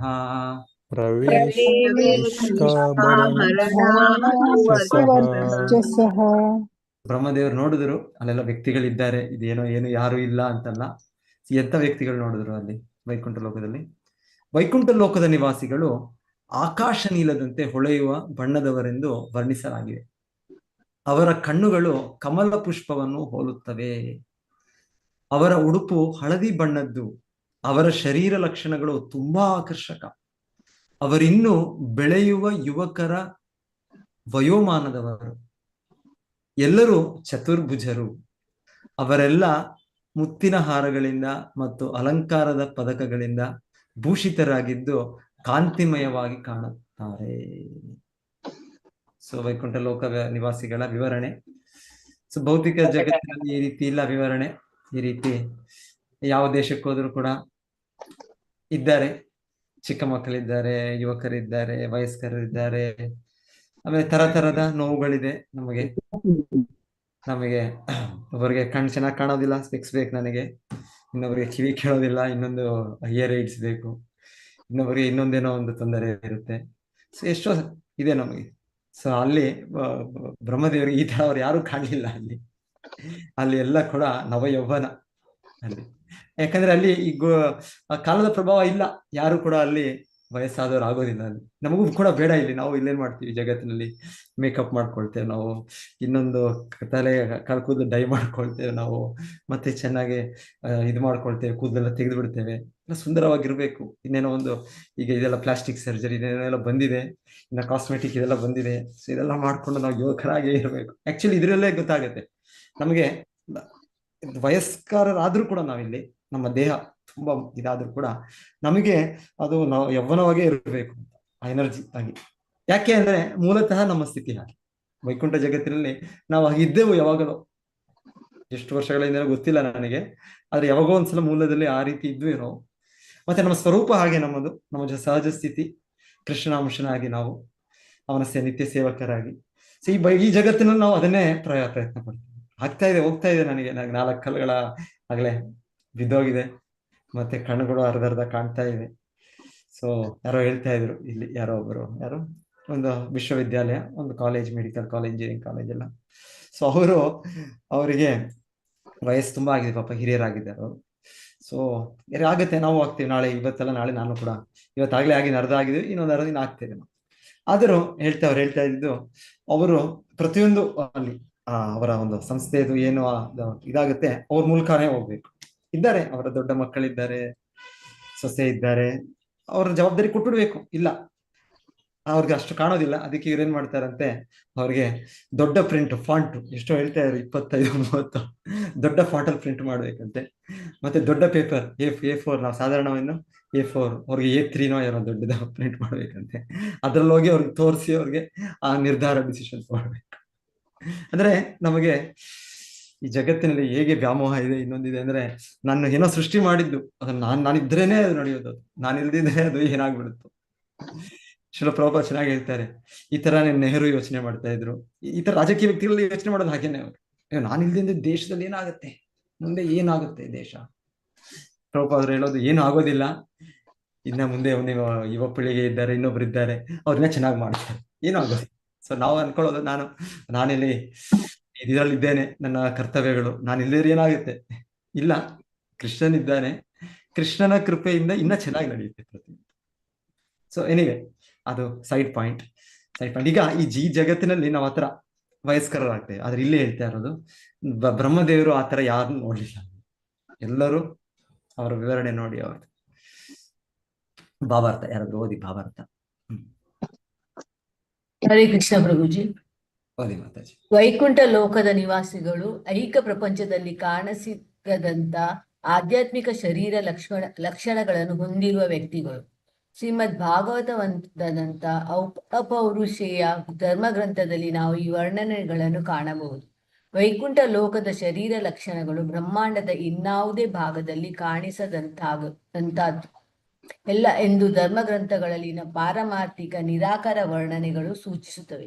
ಒಂದು ನಿರ್ದಿಷ್ಟ ಲೋಕದ ಬೇರೆ ಬೇರೆ ಎಡೆಗಳಲ್ಲಿ ವಿವಿಧ ರೀತಿಯ ಶರೀರ ಲಕ್ಷಣಗಳಿರುವಂತೆ, ಅಥವಾ ವಿವಿಧ ಲೋಕಗಳ ಶರೀರಗಳಲ್ಲಿ ಭಿನ್ನ ಭಿನ್ನ ಶರೀರ ಲಕ್ಷಣಗಳಿರುವಂತೆ, ವೈಕುಂಠ ಲೋಕದ ನಿವಾಸಿಗಳ ಶರೀರ ಲಕ್ಷಣಗಳು ಐಕ ಬ್ರಹ್ಮಾಂಡದಲ್ಲಿರುವವರ ಲಕ್ಷಣಗಳಿಂದ ತೀರಾ ಭಿನ್ನ. ಉದಾಹರಣೆಗೆ ಹೇಳುವುದಾದರೆ, ಈ ಜಗತ್ತಿನಲ್ಲಿ ಮಾನವನಿಗೆ 2 ಭುಜಗಳಿದ್ದರೆ ವೈಕುಂಠದಲ್ಲಿರುವವರು ಚತುರ್ಭುಜರಾಗಿದ್ದಾರೆ. ಹರೇ ಕೃಷ್ಣ. ಧನ್ಯವಾದ. ಕೃಷ್ಣ ಮಾತಾಜಿ. ಪ್ರವಾಲ ವೈಡೂರ್ಯ ಮೃಣಾಲ ವರ್ಚಸಃ ವೈಡೂರ್ಯ ಮೃಣಾಲ ವರ್ಚಸಃ ಪರಿಸ್ಫುರತ್ ಕುಂಡಲ ಮೌಲಿ ಮಾಲಿನಃ ಪರಿಸ್ಫುರತ್ ಕುಂಡಲ ಮೌಲಿ ಮಾಲಿನಃ. ಅವರಲ್ಲಿ ಕೆಲವರ ಮೈಬಣ್ಣ ಹವಳ ಮತ್ತು ವಜ್ರಗಳ ಪ್ರಕಾಶದಂತಿದೆ. ಅವರು ಶಿರದಲ್ಲಿ ಕಮಲ ಪುಷ್ಪ ಲಾವಣ್ಯದಂತ ಹಾರಗಳನ್ನು ಮುಡಿದಿರುತ್ತಾರೆ. ಕೆಲವರು ಕರ್ಣ ಕುಂಡಲಗಳನ್ನು ಧರಿಸಿರುತ್ತಾರೆ. ಸೊ ಓದಿ ಭಾವಾರ್ಥ ಯಾರಾದರೂ? ಹರೇ ಕೃಷ್ಣ ಪ್ರಭುಜಿ, ಓದ್ಲಿಯ ಪ್ರಭುಜಿ? ಓದಿ ಮಾತಾಜಿ. ಓಕೆ. ಭಾವಾರ್ಥ ಬೈ ಶೀಲ ಪ್ರಭುಪಾದರಿಂದ ಶೀಲ ಪ್ರಭುಪಾದರಿಗೆ ಜಯವಾಗಲಿ. ಅಲ್ಲಿ ಸಾರೂಪ್ಯ ಮುಕ್ತಿ ಪಡೆದ ಅಥವಾ ದೇವೋತ್ತಮ ಪರಮ ಪುರುಷನ ಶರೀರ ಲಕ್ಷಣಗಳನ್ನು ಹೊಂದಿರುವ ನಿವಾಸಿಗಳಿದ್ದಾರೆ. ವೈಡೂರ್ಯ ವಜ್ರವು ವಿಶೇಷವಾಗಿ ದೇವೋತ್ತಮ ಪುರುಷನಿಗಾಗಿಯೇ ಇರುವುದು. ಆದರೆ ಭಗವಂತನಿಗೆ ಸರಿಸಮಾನವಾದ ಶರೀರವನ್ನು ಪಡೆಯುವುದರಲ್ಲಿ ಮುಕ್ತಿ ಸಾಧಿಸಿದವನಿಗೆ ತನ್ನ ಶರೀರದಲ್ಲಿ ಅಂತಹ ವಿಶೇಷ ವಜ್ರ ಧರಿಸುವ ಅನುಗ್ರಹ ಪ್ರಾಪ್ತವಾಗುತ್ತದೆ. ಹರೇ ಕೃಷ್ಣ ಪ್ರಭುಜಿ. ಹರೇ ಕೃಷ್ಣ. ವೈಡೂರ್ಯ, ಪ್ರವಾಲ. ಪ್ರವಾಲ ಅಂದ್ರೆ ಹವಳ, ಕೋರಲ್. ಹೇಳ್ತಾರೆ, ಒಂದ್ ಕಡೆ ಹೇಳ್ತಾರೆ ಕೋರಲ್ ಅಂದ್ರೆ ಏನು, ಕೆಂಪು ಪಿಂಕ್ ಕಲರ್ ಆ ತರ ಹೇಳ್ತಾರೆ. ಇನ್ನೊಂದ್ ಕಡೆ ವೈಟಿಶ್ ಕಲರ್ ಕೋರಲ್. ಓಕೆ. ವೈಡೂರ್ಯ ಅಂದ್ರೆ ಅದೊಂದು ವಿಶೇಷವಾದ ವಜ್ರ. ಅದು ಭಗವಂತನಿಗೆ ಮೇಲೆ ಇರುತ್ತೆ, ಭಗವಂತನ ಧರಿಸುವಂತದ್ದು. ಆದ್ರೆ ಹೇಳ್ತಾರೆ ಭಗವಂತನ ಹಾಗೆಯೇ ಕಾಣುವ 4 ಚತುರ್ಭುಜ ಅಂತ ಕೇಳಿದ್ವಿ. ಸಾರೂಪ ವ್ಯಕ್ತಿಗಳು, ಸಾರೂಪ್ಯ ಸಿದ್ಧಿ ಪಡೆದ ವ್ಯಕ್ತಿಗಳು ಹಾಗೆ ಎಕ್ಸಾಕ್ಟ್ ಡಿಟ್ಟೋ ನಾರಾಯಣನೇ ಅಂತ ಕಾಣ್ತಾರೆ. ಅದು ಕೂಡ ಸ್ವಲ್ಪ ವ್ಯತ್ಯಾಸ ಇದೆ. ಅದು ಬಿಟ್ರೆ ಹೆಚ್ಚಾಗಿ ಅದೇ ತರ ಇದ್ದಾರೆ. ಸಾರೂಪ್ಯ ಮುಕ್ತಿ. ಮತ್ತೆ ಎಷ್ಟು ಇದು ಏನ್ ಹೇಳೋದು, ಹೇಳ್ತಾರೆ ಪ್ರಜ್ವಲಿಸೋದು ಮೈಕಾಂತಿ, ಅಷ್ಟು ಕಣ್ಣುಗಳು ಅಷ್ಟು ತಾವರೆ ಹೂವಿನಗಳ, ಅಷ್ಟು ಆಕರ್ಷಕ. ಅವರ ಬಟ್ಟೆ, ಅವರ ಆಭರಣ, ಅವರ ಹೇಳ್ತಾರಲ್ಲ ಆಧ್ಯಾತ್ಮಿಕ ಜಗತ್ತು ಅಂದ್ರೆ ಅವರ ಒಂದೊಂದು ನಡೆ, every step is A dance. ಅವ್ರ ನಡೆ ಪ್ರತಿಯೊಂದು ಒಂದು ನೃತ್ಯ ಇದ್ದಾಗೆ. ಮತ್ತೆ every word is A song. ಅವ್ರ ಒಂದೊಂದು ಪದಗಳು ಒಂದು ಹಾಡಿದ್ದಾರೆ ಅಂತ ಹೇಳ್ತಾರೆ. ಸೊ ಆಧ್ಯಾತ್ಮಿಕ ಜಗತ್ತು ಇನ್ನೊಂದು ಜಗತ್ತು, ಅದು ಇಲ್ಲ ಅಂತಲ್ಲ, ಆದರೆ ಭೌತಿಕವಾದ ಜಗತ್ತಲ್ಲ, ಭೌತಿಕ ಜೀವಿಗಳಲ್ಲ, ಸಂಪೂರ್ಣವಾಗಿ ಅವರು ಪರಿಶುದ್ಧ ಜೀವಿಗಳು.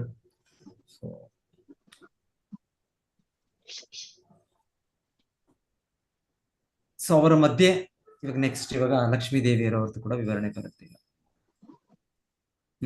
ಮತ್ತೆ ಓಕೆ, ಇನ್ನು 13 ಓದೋಣ. ಬ್ರಾಜಿಷ್ಣುಭಿರ್ಯ ಪರಿತೋ ವಿರಾಜತೆ,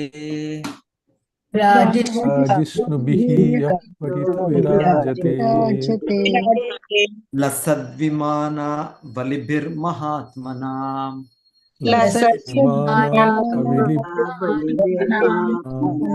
ವಿದ್ಯೋತಮಾನ ಪ್ರಮದೋತ್ತಮಾದ್ಯುಭಿ, ವಿದ್ಯುತ್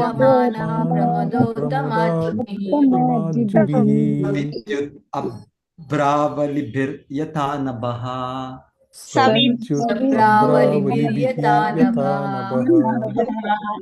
ವೈಕುಂಠ ಲೋಕಗಳು ಕೂಡ ನಾನಾ ರೀತಿಯ ಹೊಳೆಯುವ ಉಜ್ವಲ ವಿಮಾನಗಳಿಂದ ಸುತ್ತುವರಿಯಲ್ಪಟ್ಟಿದೆ.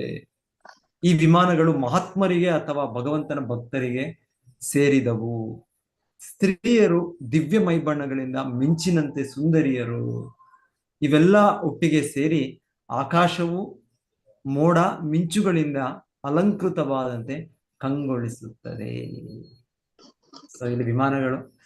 ಸೊ ನಾವು ಇವತ್ತಿನ 21ನೇ ಶತಮಾನ, 20 ಶತಮಾನ ನಾವು ಅನ್ಕೊಳ್ಳೋದು ನಾವು ಈಗ ವಿಮಾನವನ್ನು ಕಂಡುಹಿಡಿದ್ಬಿಟ್ವಿ.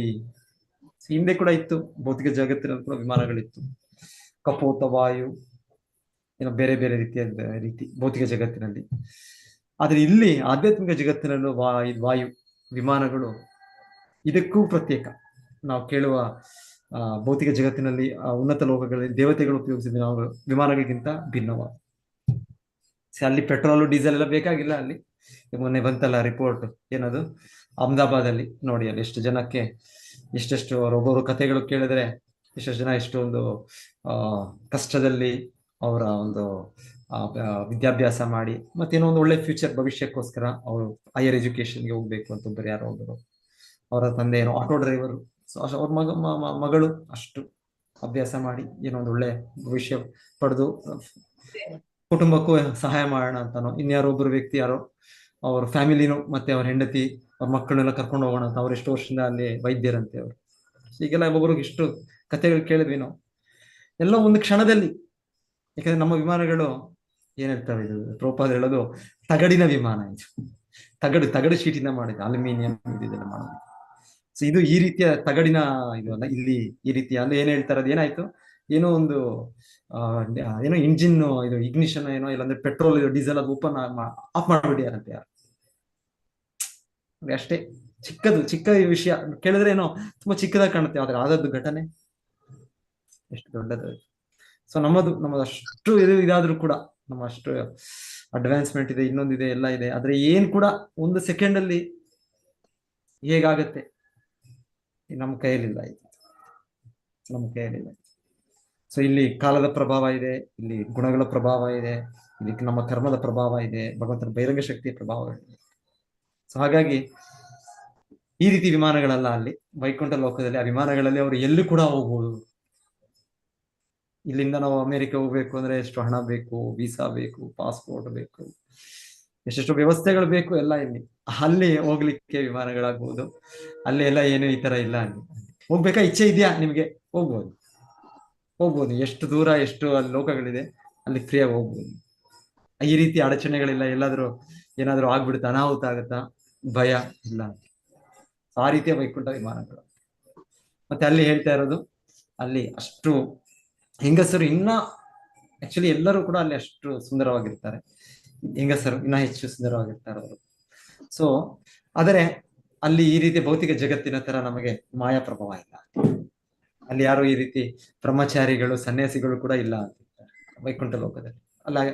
ಅಲ್ಲಿ ಅದು ಸಂಪೂರ್ಣ ಅದರ ಅಸ್ತಿತ್ವವೇ ಬೇರೆ. ಅಲ್ಲಿ ವೈಕುಂಠದ ಜಗತ್ತು, ಅಲ್ಲಿ ಅಸ್ತಿತ್ವ, ಅವರ ಒಂದು ಇದು ಏನು, ಅವರ ಅಸ್ತಿತ್ವ ಹೇಗೆ, ಕೃಷ್ಣ ಭಕ್ತಿ, ಆ ಒಂದು ಇದರಲ್ಲಿ ಆನಂದದಲ್ಲಿ, ಆ ದಿವ್ಯ ಆನಂದದಲ್ಲಿ ಅವರು ತೊಡಗಿದ್ದಾರೆ. ನಮ್ಮ ಭೌತಿಕವಾಗಿ ನಾವು ಇಂದ್ರಿಯಗಳ ಮೂಲಕ ಪಡೆಯೋ ಒಂದು ಇದು ಇಂದ್ರಿಯ ಸುಖವಲ್ಲ, ಅಲ್ಲಿ ಇನ್ನೊಂದಿನ ಅಸ್ತಿತ್ವವೇ. ಸಮಾಧಿ ಸ್ಥಿತಿಯಲ್ಲಿದ್ದಾರೆ ಎಲ್ಲ ಭಕ್ತರು. ಸೊ ಅಲ್ಲಿ ಈ ತರ ಭೌತಿಕ ಲೌಕಿಕ ಅಡಚಣೆಗಳಿಲ್ಲ, ಮಾಯ ಪ್ರಭಾವ ಇಲ್ಲ. ಸೊ ಇಲ್ಲಿ ಹೇಳ್ತಾ ಇರೋದು ಹೇಗೆ ಮೋಡಗಳು ಮಿಂಚು, ಸೊ ಆ ರೀತಿ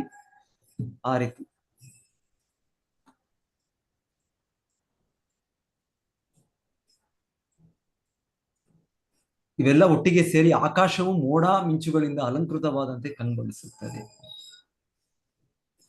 ಓಕೆ, ಭಾವಾರ್ಥ ಯಾರಾದ್ರು ಇನ್ನೊಬ್ಬರು ಯಾರಾದ್ರು ಓದಿ. ಹರೇ ಕೃಷ್ಣ ಪ್ರಭುಜಿ. ಭಾವಾರ್ಥ: ವೈಕುಂಠ ಲೋಕಗಳಲ್ಲೂ ಉಜ್ವಲವಾಗಿ ಹೊಳೆಯುವ ವಿಮಾನಗಳು ಇರುವಂತೆ ತೋರುತ್ತದೆ. ಭಗವಂತನ ಮಹಾನ್ ಭಕ್ತರು ಮಿಂಚಿನಂತೆ ಜ್ವಾಜ್ವಲ್ಯಮಾನವಾದ ದಿವ್ಯ ಸೌಂದರ್ಯವನ್ನು ಹೊಂದಿರುವ ಒಡಗೂಡಿ ಅವುಗಳಲ್ಲಿ ಇರುತ್ತಾರೆ. ವಿಮಾನಗಳು ಇರುವಂತೆ ಅಲ್ಲಿ ವಿಮಾನಗಳಂತಹ ನಾನಾ ಬಗೆಯ ವಾಹನಗಳು ಇರಬೇಕು. ಆದರೆ ನಾವು ಈ ಜಗತ್ತಿನಲ್ಲಿ ಕಾಣುವಂತೆ ಅವು ಯಂತ್ರ ಚಾಲಿತವಲ್ಲ. ಏಕೆಂದ್ರೆ ಅಲ್ಲಿ ಪ್ರತಿಯೊಂದು ಶಾಶ್ವತ ಜ್ಞಾನಾನಂದಮಯ ಲಕ್ಷಣ ಹೊಂದಿರುವುದಾದ್ದರಿಂದ ವಿಮಾನಗಳು ಮತ್ತು ವಾಹನಗಳು ಬ್ರಹ್ಮನ್ನಂತಹ ಗುಣೋಪೇತವೇ ಆಗಿವೆ. ಅಲ್ಲಿ ಬ್ರಹ್ಮನ್ ಹೊರತು ಬೇರೇನು ಇಲ್ಲವಾದರೂ ಅದು ವೈವಿಧ್ಯವಿಲ್ಲದೆ ಕೇವಲ ಶೂನ್ಯ ಎಂದು ತಪ್ಪಾಗಿ ಭಾವಿಸಬಾರದು. ಇಂತಹ ಆಲೋಚನೆಯು ಅಲ್ಪ ಜ್ಞಾನದಿಂದ ಉಂಟಾದದು. ಇಲ್ಲವಾದಲ್ಲಿ ಯಾರೊಬ್ಬರು ಬ್ರಹ್ಮನ್ನಲ್ಲಿ ಅಂತಹ ಶೂನ್ಯದ ತಪ್ಪು ಕಲ್ಪನೆ ಹೊಂದಿರಲಾರರು. ವಿಮಾನಗಳು ಸ್ತ್ರೀ ಪುರುಷರು ಇರುವಂತೆ ವಿಶಿಷ್ಟ ಗ್ರಹಕ್ಕೆ ತಕ್ಕ ಹಾಗೆ ನಗರಗಳು, ವಸತಿ ಗೃಹಗಳು ಮತ್ತು ಇತರ ಎಲ್ಲಾ ವಸ್ತುಗಳು ಇರಬೇಕು. ಯಾರೊಬ್ಬರು ಈ ಜಗತ್ತಿನಿಂದ ಅಪರಿಪೂರ್ಣತೆಯ ಕಲ್ಪನೆಯನ್ನು ದಿವ್ಯ ಲೋಕಕ್ಕೆ ಒಯ್ಯಬಾರದು. ಮತ್ತು ಈ ಮೊದಲು ವಿವರಿಸಿರುವಂತೆ ಕಾಲ ಇತ್ಯಾದಿಗಳ ಪ್ರಭಾವದಿಂದ ಸಂಪೂರ್ಣ ಮುಕ್ತವಾದ ವಾತಾವರಣದ ಸ್ವರೂಪವನ್ನು ಗಮನಿಸಬೇಕು. ಹರೇ ಕೃಷ್ಣ ಪ್ರಭುಜಿ, ಧನ್ಯವಾದಗಳು. ಸೊ ಅಲ್ಲೆಲ್ಲ ಮನೆಗಳು ಇದೆ. ನಮಗೆ ಇಲ್ಲಿ ಇಚ್ಛೆ ಇದೆ, ದೊಡ್ಡ ಮನೆ ಬೇಕು ನಮಗೆ, ಒಂದು ಗಾರ್ಡನ್ ಹೌಸ್ ಒಳ್ಳೆ, ಅಲ್ಲೆಲ್ಲ ಗಿಡ ಮರಗಳೆಲ್ಲ ಇದ್ದು, ಫಾರ್ಮ್ ಹೌಸ್ ಸಹಿತ ಬಂಗಲೋಗಳು. ಸೊ ಇಲ್ಲಿ ಎಲ್ಲ ಇದೆ ಅಲ್ಲಿ ವೈಕುಂಠ ಜಗತ್ತಿನಲ್ಲಿ. ಆದರೆ ಇಲ್ಲಿ ಅಂದ್ರೆ ಮೇಂಟೆನೆನ್ಸ್ಗೆ ತುಂಬಾ ಕಷ್ಟ ಇದೆ. ಇಲ್ಲಿ ಸೃಷ್ಟಿ ಮಾಡಿಡುವುದು ಒಂದು ಸಮಯದಲ್ಲಿ, ಅದ್ರ ಮೇಂಟೈನ್ ಮಾಡೋದು ತಲೆನೋವು. ಅಯ್ಯೋ ಯಾಕಪ್ಪ ಇಷ್ಟು ದೊಡ್ಡದೇ ಇದೆ. ತುಂಬಾ ಜನ ಹೇಳ್ತಾರೆ, ಯಾಕೆ ಇಷ್ಟು ದೊಡ್ಡ ಮನೆ, ನಮಗೆ ಒಂದು ಚಿಕ್ಕ ಮನೆ, ಒಂದು ಕೊಠಡಿ ಇದ್ರೆ ಸಾಕಾಗೈತಲ್ಲ ನಮಗೆ. ಇದರ ಪ್ರತಿ ದಿವಸ ಇದನ್ನ ಸ್ವಚ್ಛವಾಗಿಡೋದೇ ಒಂದು ದೊಡ್ಡ ಪ್ರಾಬ್ಲಮ್. ಇಲ್ಲಾಂದ್ರೆ ಗಾರ್ಡನ್, ಅಯ್ಯೋ ಅಲ್ಲೆಲ್ಲ. ಸೊ ಈ ಭೌತಿಕ ಜಗತ್ತು ಇಲ್ಲಿ ಕಾಲದ ಪ್ರಭಾವ ಇದೆ ಇಲ್ಲಿ. ಸೊ ಆಧ್ಯಾತ್ಮಿಕ ಜಗತ್ತಿನಲ್ಲಿ ಈ ತರ ಎಲ್ಲ ಇಲ್ಲ, ಈ ತರ ಟೆನ್ಷನ್ ಇಲ್ಲ ಅಲ್ಲಿ. No tension. ವೈಕುಂಠ ವಿಗತ ಕುಂಠ ಸ್ಯಾತ್. ಎಲ್ಲವೂ ಕೂಡ ಹಾಗೇ ಇರುತ್ತೆ, ಆನಂದಮಯವಾಗಿರುತ್ತೆ, ಜ್ಞಾನಭರಿತವಾಗಿರುತ್ತೆ. ಸೊ ಅದು ವೈಕುಂಠ. ನೆಕ್ಸ್ಟ್ ಇವಾಗ ವೈಕುಂಠದ ವಿವರಣೆ. ಭೌತಿಕ ಜಗತ್ತಿಗೆ ಭಿನ್ನವಾಗಿ ಅವ್ರು ಹೇಳಿದ್ರು, ಗುಣಗಳ, ಕಾಲಗಳ ಮತ್ತೆ ಮಾಯಾಶಕ್ತಿ ಪ್ರಭಾವ ಇಲ್ಲ ಅಂತ. ಮತ್ತೆ ಅಲ್ಲಿ ಜೀವಿಗಳಿದ್ದಾರೆ, ಅವರ ಜೀವಿಯ ಒಂದು ಸ್ವರೂಪವನ್ನು ಸಂಕ್ಷಿಪ್ತವಾಗಿ ವಿವರಿಸಿದ್ರು. ಮತ್ತೆ ಅವರ ವಿಮಾನಗಳು, ಅದರ ಬಗ್ಗೆ ಅಲ್ಲಿ ಸ್ತ್ರೀಯರು ಅಲ್ಲಿ ಅವರ ಹೇಗಿದ್ದಾರೆ. ಮತ್ತೆ ಈಗ ಭಗವಂತನ ಆತ್ಮೀಯ, ಭಗವಂತನ ಶಕ್ತಿಯಾದ ಅವನ ಶಕ್ತಿ ಲಕ್ಷ್ಮೀದೇವಿ ಅವರ ವಿವರಣೆಯನ್ನು ಈಗ ಕೇಳ್ತೇವೆ. ಮತ್ತೆ ಭಗವಂತನ ವಿವರಣೆಗೆ ಬ್ರಹ್ಮನು ನೋಡ್ತಾರೆ.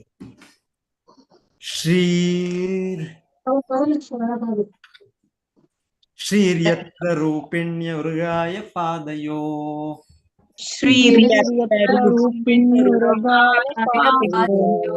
ಕರೋತಿ ಮಾನಂ ಬಹುಧಾ ವಿಭೂತಿಭಿಃ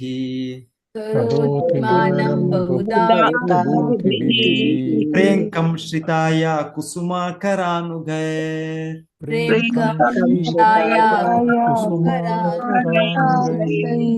ವಿಗೀಯಮಾನ ಪ್ರಿಯಕರ್ಮ ಗಾಯತಿ.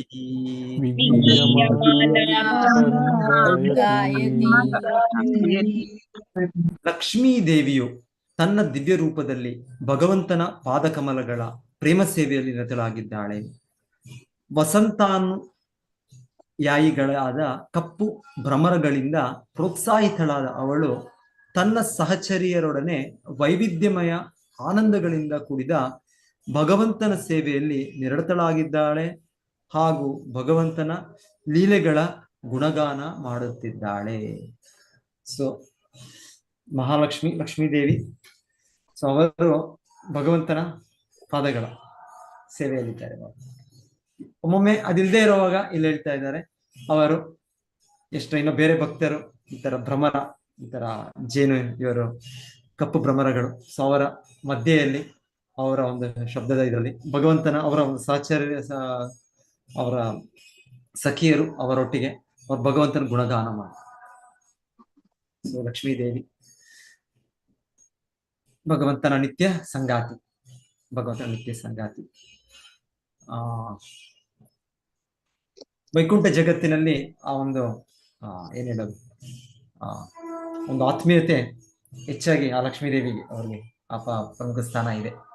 ಯಾಕಂದ್ರೆ ಅಲ್ಲಿ ಒಂದು ಕೃಷ್ಣನಿಗೆ, ನಾರಾಯಣನಿಗೆ ತುಂಬಾ ಗೌರವದಿಂದ ಆತ್ಮೀಯ ಇದು ಅಂದ್ರೆ ಲಕ್ಷ್ಮೀದೇವಿಗೆ ಹೆಚ್ಚಾಗಂತ ಹೇಳ್ಬೋದು. ಆದ್ರೂ ಕೂಡ ಹೇಳ್ತಾರೆ, ನೆಕ್ಸ್ಟ್ ಶ್ಲೋಕದಲ್ಲಿ ಭಗವಂತನ ವಿವರಣೆ ಶುರು ಆಗುತ್ತೆ. ಅವರು ಕೃಷ್ಣನು ನಾರಾಯಣ ರೂಪದಲ್ಲಿ ವಿವರಣೆ ನಡೀತಾ ಇರೋದು.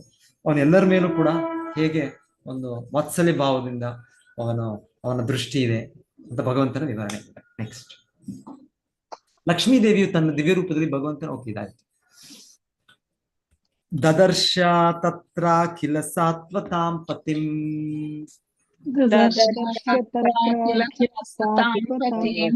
ಶ್ರಿಯ ಪತಿಂ ಯಜ್ಞಪತಿಂ ಜಗತ್ಪತಿಂ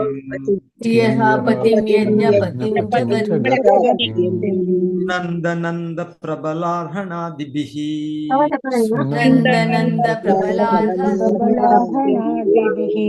ಪಾರ್ಷದಾಗ್ರೈಃ ಪರಿಸೇವಿತಂ ವಿಭುಂ.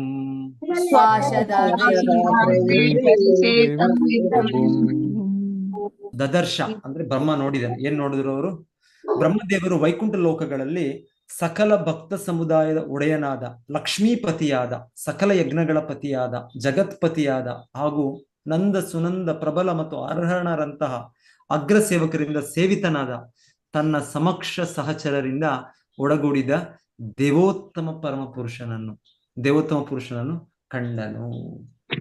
ವೈಕುಂಠ ಜಗತ್ತು, ವೈಕುಂಠ ನಿವಾಸಿಗಳು, ಮತ್ತೆ ಹಾಗೆ ಒಳಗೆ ಬರ್ತಾ ಬರ್ತಾ ಬರ್ತಾ ನಮಗೆ ಫೋಕಸ್ ಒಳಗೆ ತೋರಿಸ್ತಾ ಬ್ರಹ್ಮದೇವರಿಗೆ ಕಾಣ್ತಾ ಇದೆ, ಲಕ್ಷ್ಮೀ ದೇವಿಯವ್ರು ಕಾಣ್ತಾರೆ, ಮತ್ತೆ ಇನ್ನ ಫೋಕಸ್ ಅವ್ರಿಗೆ ಯಾರು? ನಾರಾಯಣ ನೇರವಾಗಿ ಕಾಣ್ತಾ ಇದ್ದಾರೆ. ಸೊ ಯಾರು ಅವರು? ನಾರಾಯಣನು ಲಕ್ಷ್ಮೀಪತಿ, ಸಕಲ ಯಜ್ಞಗಳ ಪತಿ, ಜಗತ್ಪತಿ. ಭಗವಾನ್, ಭಗವಂತನು ಅಂದ್ರೆ ಅವನು ಎಲ್ಲ ಷಡೈಶ್ವರ್ಯ ಪೂರ್ಣ. ಈಗ ನೆಕ್ಸ್ಟ್ ಶ್ಲೋಕಗಳಿನ ವಿವರಣೆ ಇದೆ. ಭಾವಾರ್ಥ ಇನ್ಯಾರಾದ್ರೂ ಓದಿ. ಹರೇ ಕೃಷ್ಣ ಪ್ರಭುಜಿ. ನಾವು ಒಬ್ಬ ಮಹಾರಾಜನ ಬಗ್ಗೆ ಮಾತನಾಡುವಾಗ ಅವನು ತನ್ನ ಕಾರ್ಯದರ್ಶಿ, ಆಪ್ತ ಕಾರ್ಯದರ್ಶಿ, ಅಂಗರಕ್ಷಕರು, ಸಚಿವರುಗಳು ಮತ್ತು ಸಲಹೆಗಾರರಂತಹ ಆಪ್ತ ಸಹಚರರಿಂದ ಒಳಗೂಡಿರುವನೆಂದು ಸಹಜವಾಗಿಯೇ ತಿಳಿದುತ್ತೇವೆ. ಹಾಗೆಯೇ ನಾವು ಭಗವಂತನನ್ನು ಕಂಡಾಗ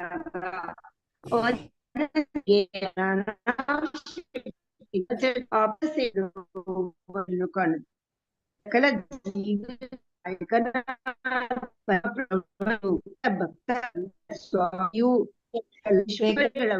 ಯಜ್ಞಗಳ ಪತಿಯಾದ ಅವನು ತನ್ನ ಇಡೀ ಸೃಷ್ಟಿಯ ಪ್ರತಿಯೊಂದರ ಭೋಕ್ತಾರ. ಭಗವಂತನು ಪರಮ ಪುರುಷನಷ್ಟೇ ಅಲ್ಲದೆ ಅವನು ಸದಾ ತನ್ನ ದಿವ್ಯ ಪ್ರೇಮ ಸೇವೆಯಲ್ಲಿ ನಿರತರಾಗಿರುವ ಸಮಕ್ಷ ಸಹಚರರಿಂದ ಸುತ್ತುವರಿಯಲ್ಪಟ್ಟಿದ್ದಾನೆ. ಹರೇ ಕೃಷ್ಣ ಪ್ರಭುಜಿ, ಧನ್ಯವಾದಗಳು. ಹರೇ ಕೃಷ್ಣ. ಎಷ್ಟು ಒಳ್ಳೆ ಉದಾಹರಣೆ ಶ್ರೀ ಪ್ರಭುಪಾದರು ಹೇಳ್ತಾ ಇರೋದು. ಮಹಾರಾಜ ಒಬ್ಬರೇ ಇಲ್ಲ, ಮಹಾರಾಜ.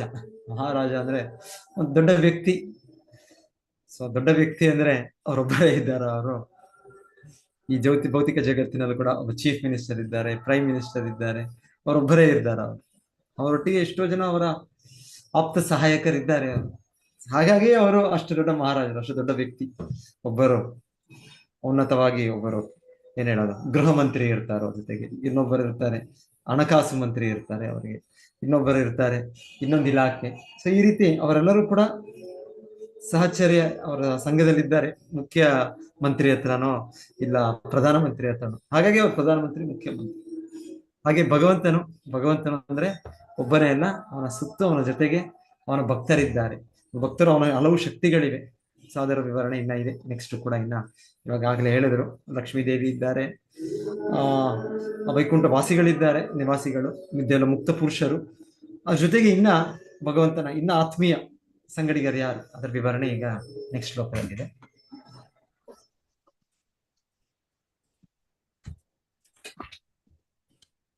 ಭೃತ್ಯ ಪ್ರಸಾದಾಭಿಮುಖಂ ದ್ರಿಗಾಸವಂ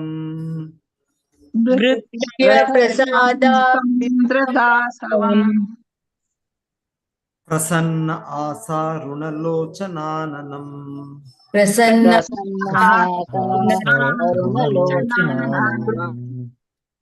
ಕಿರೀಟಿನಂ ಕುಂಡಲಿನಂ ಚತುರ್ಭುಜಂ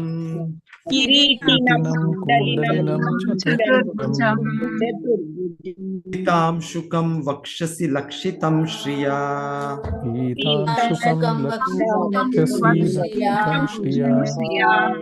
ನೆಕ್ಸ್ಟ್ ಶ್ಲೋಕ ಇನ್ನ ಬರುತ್ತೆ. ಸೊ ಈ ಶ್ಲೋಕದಲ್ಲಿ ಭಗವಂತನ ವಿವರಣೆ.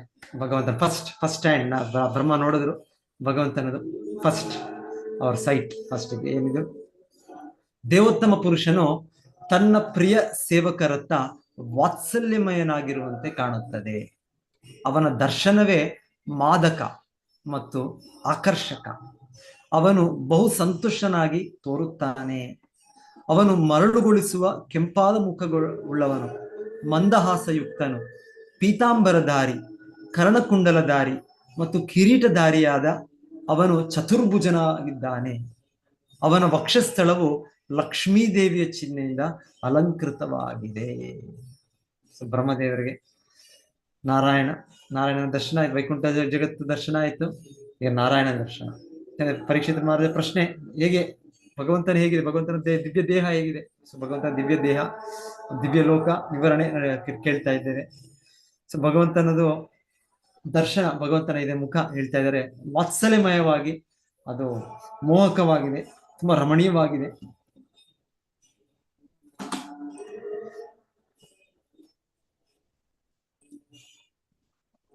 ಸೊ ಹೀಗೆ ಇಲ್ಲಿ ಕೃಷ್ಣದಾಸ್ ಕವಿರಾಜ್ ಗೋಸ್ವಾಮಿಗಳು ಚೈತನ್ಯ ಚರಿತಾಮೃತಲ್ಲೂ ಕೂಡ ಭಗವಂತನ ಒಂದು ವಿವರಣೆ ಹೇಳ್ತಾರೆ.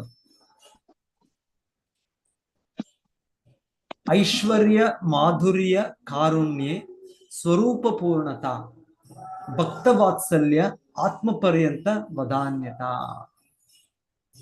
ಸೊ ಭಗವಂತನು ಅವನ ದಿವ್ಯ ಗುಣಗಳ ವಿವರಣೆ ಇದು. ಐಶ್ವರ್ಯ, ಎಲ್ಲ ಐಶ್ವರ್ಯ, ಮಾಧುರ್ಯ, ಅವನ ಸ್ವೀಟ್ನೆಸ್, ಮಾಧುರ್ಯ, ಕಾರುಣ್ಯ, ಸ್ವರೂಪ ಪೂರ್ಣತ, ಕರುಣ. ಸೊ ಭಗವಂತನು ಯಾವಾಗಲೂ ಆ ದಿವ್ಯ ಗುಣ ಅವನದು, ಅಪರಿಮಿತ ಕರುಣೆ. ಸೊ ಭಗವಂತನಿಗೆ, ನಾರಾಯಣನಿಗೆ ನಮ್ಮ ಮೇಲೆ ಅಷ್ಟು ಕರುಣೆ, ಅವನ ದೃಶ್ಯ ಅಷ್ಟು ಮೋಹಕ, ಅವನ ಇದು ಅಷ್ಟು ಅವನ ಅಸ್ತಿತ್ವ. ಭಕ್ತ ವಾತ್ಸಲ್ಯ, ಸೊ ಅದರಲ್ಲೂ ಕೂಡ ಹೇಳ್ತಾರೆ ಭಕ್ತ ವಾತ್ಸಲ್ಯ ಆತ್ಮಪರ್ಯಂತ ವದಾನ್ಯತ. ಸೊ ಹೇಗೆ ಇದು ಭಗವಂತನ ಅಷ್ಟು ಕರುಣಾಮಯಿ ಅಂದ್ರೆ ಅದರಲ್ಲಿ ಅವನ ಇದು ವಾತ್ಸಲ್ಯ ಭಾವ ಹೇಗೆ ಅಂದ್ರೆ ಅವನು ತನ್ನ ಭಕ್ತರಿಗೆ ತನ್ನನ್ನು ಕೊಟ್ಕೊಂಡ್ಬಿಡ್ತಾನೆ. ಆತ್ಮಪರ್ಯಂತ ವದಾನ್ಯತ. ಸೊ ಭಕ್ತಿನ ನಮ್ಗೆ ನಾರಾಯಣ ಕೃಷ್ಣ ನಮ್ಗೆ ಸಿಕ್ಕಿದೆ ಅಂದ್ರೆ ಭಕ್ತಿ ಸಿಕ್ತು ಅಂದ್ರೆ ಕೃಷ್ಣನೇ ಸಿಕ್ಕಿದಾಗೆ. ಯಾಕೆ ಕೃಷ್ಣ ನಾವು ಇದು ಶುದ್ಧ ಭಕ್ತಿಯಲ್ಲಿ ಕೇಳ್ತೀವಿ ನಾವು, ಯಾವ್ದ್ರಲ್ಲಿ, ನೆಕ್ಟರ್ ಆಫ್ ಡಿವೋಷನ್, ಭಕ್ತಿ ರಸಂ ಸಿಂಧುವಲ್ಲಿ ಒಂದು ಲಕ್ಷಣ ಏನು ಅಂದ್ರೆ ಬಹಳ ಬಹಳ ಅದು ಕಠಿಣ, ವೆರಿ ವೆರಿ ರೇರ್. ಅಷ್ಟು ಸುಲಭವಾಗಿ ಅದು ಎಲ್ಲೋ ಅದು ಅಷ್ಟು ಸುಲಭವಾಗಿ ಸಿಗೋದಿಲ್ಲ ಭೌತಿಕ ಜಗತ್ತಿನಲ್ಲಿ, ರೇರ್. ಆದ್ರೆ ಆಧ್ಯಾತ್ಮಿಕ ಜಗತ್ತಿನಲ್ಲಿ ಅಂತ ಅರ್ಹರಾದ ಮಹಾತ್ಮರಿದ್ದಾರೆ. ಸೊ ಹಾಗಾಗಿ ಅವರೆಲ್ಲರ ಮೇಲೂ ಭಗವಂತನು ಈ ರೀತಿ ಅವನು ಭಕ್ತ ವಾತ್ಸಲ್ಯ ಆತ್ಮಪರ್ಯಂತ ವದಾನ್ಯತ. ಸೊ ಇಲ್ಲಿ ಈ ಶ್ಲೋಕದಲ್ಲಿ ಹೇಳಿದಾಗೆ ಅವನು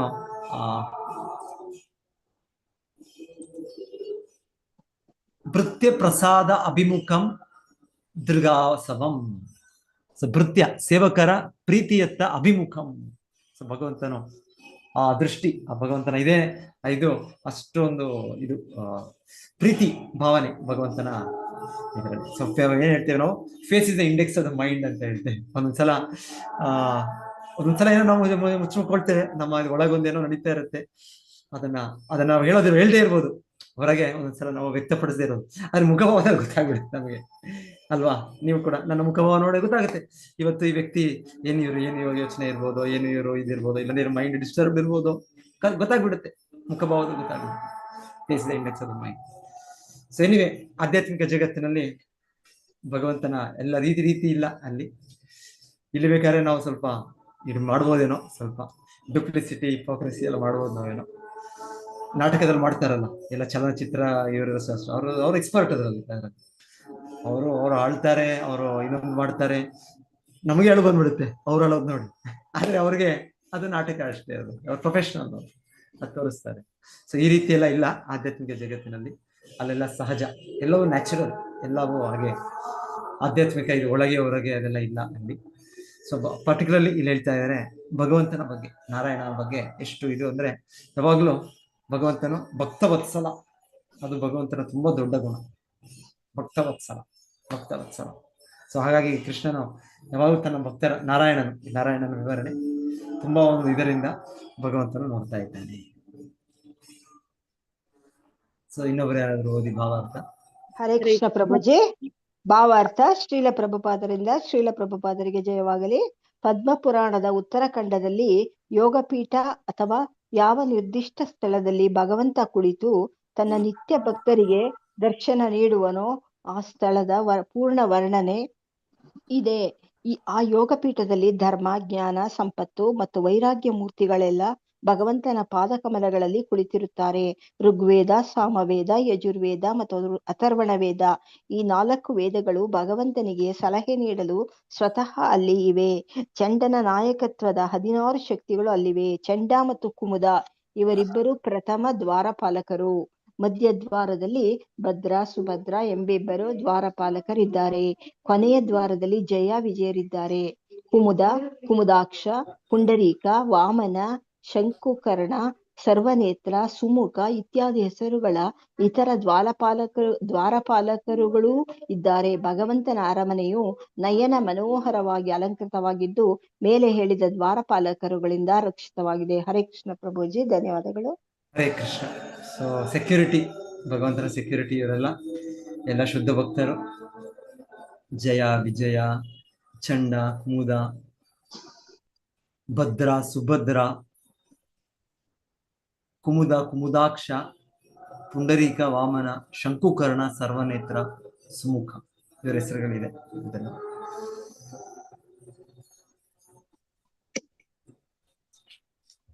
ಅದ್ಯರ್ಹಣೀಯಾಸನಮಾಸ್ಥಿತಂ ಪರಂ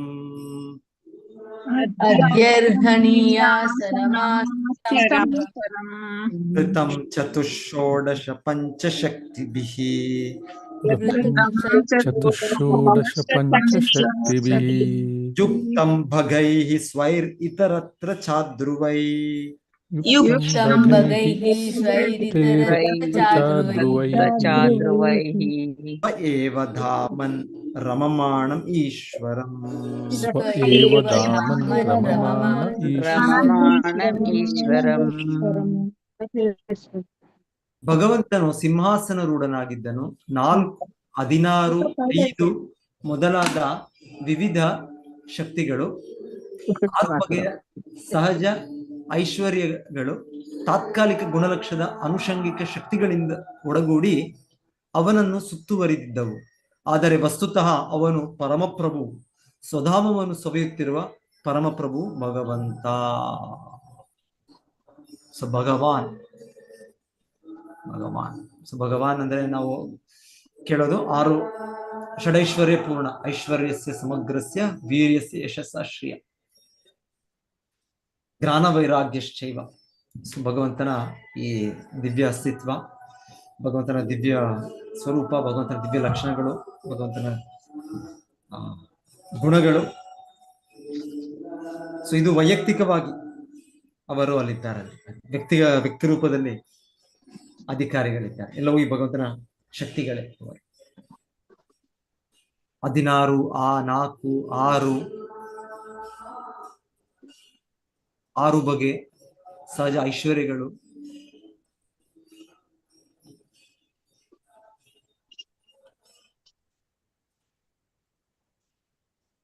ಭಗವಂತನು ಸಹಜವಾಗಿಯೇ ಷಡೈಶ್ವರ್ಯ ಸಂಪನ್ನನು. ವಿಶೇಷವಾಗಿ ಅವನು ಅತ್ಯಂತ ಶ್ರೀಮಂತನು, ಅವನು ಅತ್ಯಂತ ಶಕ್ತಿಶಾಲಿಯು, ಅತ್ಯಂತ ಪ್ರಸಿದ್ಧನು, ಸರ್ವಾಂಗ ಸುಂದರನು, ಜ್ಞಾನದಲ್ಲಿ ಮೇಧಾವಿಯೂ ಆಗಿದ್ದಾನೆ. ಜೊತೆಗೆ ಅವನು ಪರಮ ವಿರಕ್ತನು. ಅವನು ತನ್ನ ಐಹಿಕ ಸೃಷ್ಟಿ ಶಕ್ತಿಗಳಿಗಾಗಿ 4 ತತ್ವಗಳಿಂದ, ಎಂದರೆ ಪ್ರಕೃತಿ, ಪುರುಷ, ಮಹತ್ತತ್ವ ಮತ್ತು ಅಹಂಗಳಿಂದ ಸೇವಿತನು.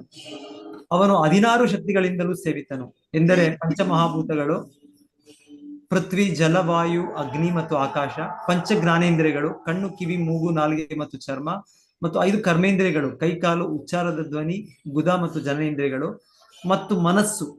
ಹೀಗೆ ಈ 16 ಶಕ್ತಿಗಳಿಂದ ಸೇವಿತನು. ಪಂಚ ಎಂಬುದು 5 ಇಂದ್ರಿಯ ವಿಷಯಗಳನ್ನು, ಎಂದರೆ ರೂಪ, ರಸ, ಗಂಧ, ಶಬ್ದ ಮತ್ತು ಸ್ಪರ್ಶಗಳನ್ನು ಒಳಗೂಡಿರುತ್ತದೆ. ಈ ಎಲ್ಲ 25 ವಸ್ತುಗಳು ಐಹಿಕ ಸೃಷ್ಟಿಯಲ್ಲಿ ಭಗವಂತನ ಸೇವೆಗೈಯುವವು ಮತ್ತು ಇವೆಲ್ಲವೂ ಭಗವಂತನ ಸೇವೆಗಾಗಿ ಸ್ವಯಂ ಅಲ್ಲಿ ಉಪಸ್ಥಿತವಾಗಿವೆ.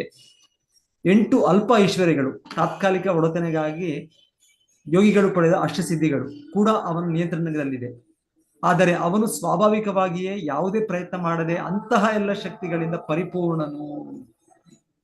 ಸ್ವಾಭಾವಿಕಿ ಜ್ಞಾನ ಬಲ ಕ್ರಿಯಾಚ. ಸೊ ನಾವು ಪಡಿಬೇಕಂದ್ರೆ ಇದೆಲ್ಲವನ್ನು ಭೌತಿಕ ಜಗತ್ತಿನಲ್ಲಿ ಅಭ್ಯಾಸ ಮಾಡಬೇಕು, ಪರಿಶ್ರಮ ಮಾಡಬೇಕು.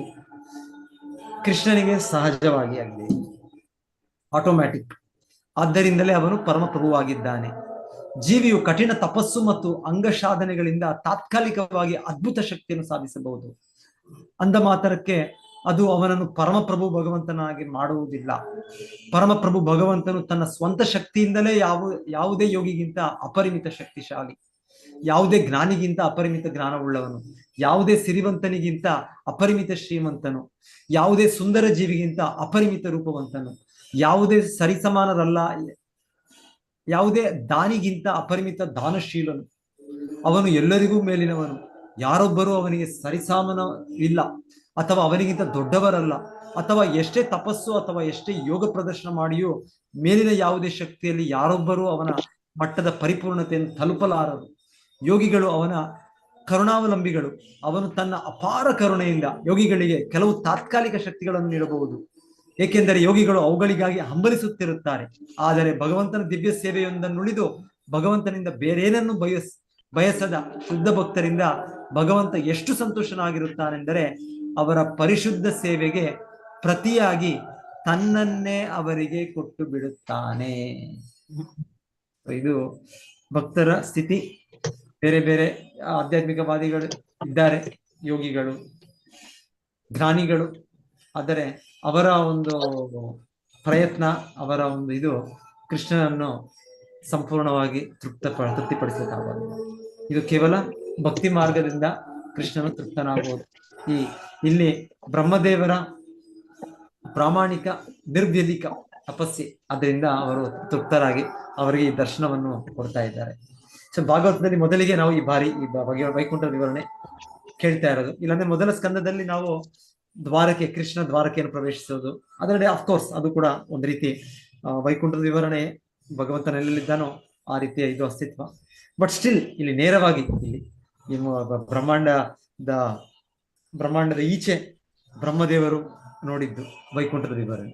ಬೇರೆ ಹಲವು ಕಡೆ ಬರುತ್ತೆ ವೈಕುಂಠದ ವಿವರಣೆ, ಕುಮಾರರು ಹೋದಾಗ ನೋಡೋದು, ಸೊ ಅದೆಲ್ಲ ಕೇಳ್ತೇವೆ ನಾವು. ಆದ್ರೆ ಈಗ ಮೊದಲ ಬಾರಿಗೆ ಬ್ರಹ್ಮದೇವ್ ಅವರು ಹೇಳ್ತಾರೆ ವಿವರಣೆ. ವೈಕುಂಠ ಪ್ರದೇಶ, ಅಲ್ಲಿ ಭೌತಿಕ ಜಗತ್ತಿನ ಪ್ರಭಾವ ಇಲ್ಲ, ಮತ್ತೆ ಅಲ್ಲಿ ಜೀವಿಗಳಿದ್ದಾರೆ.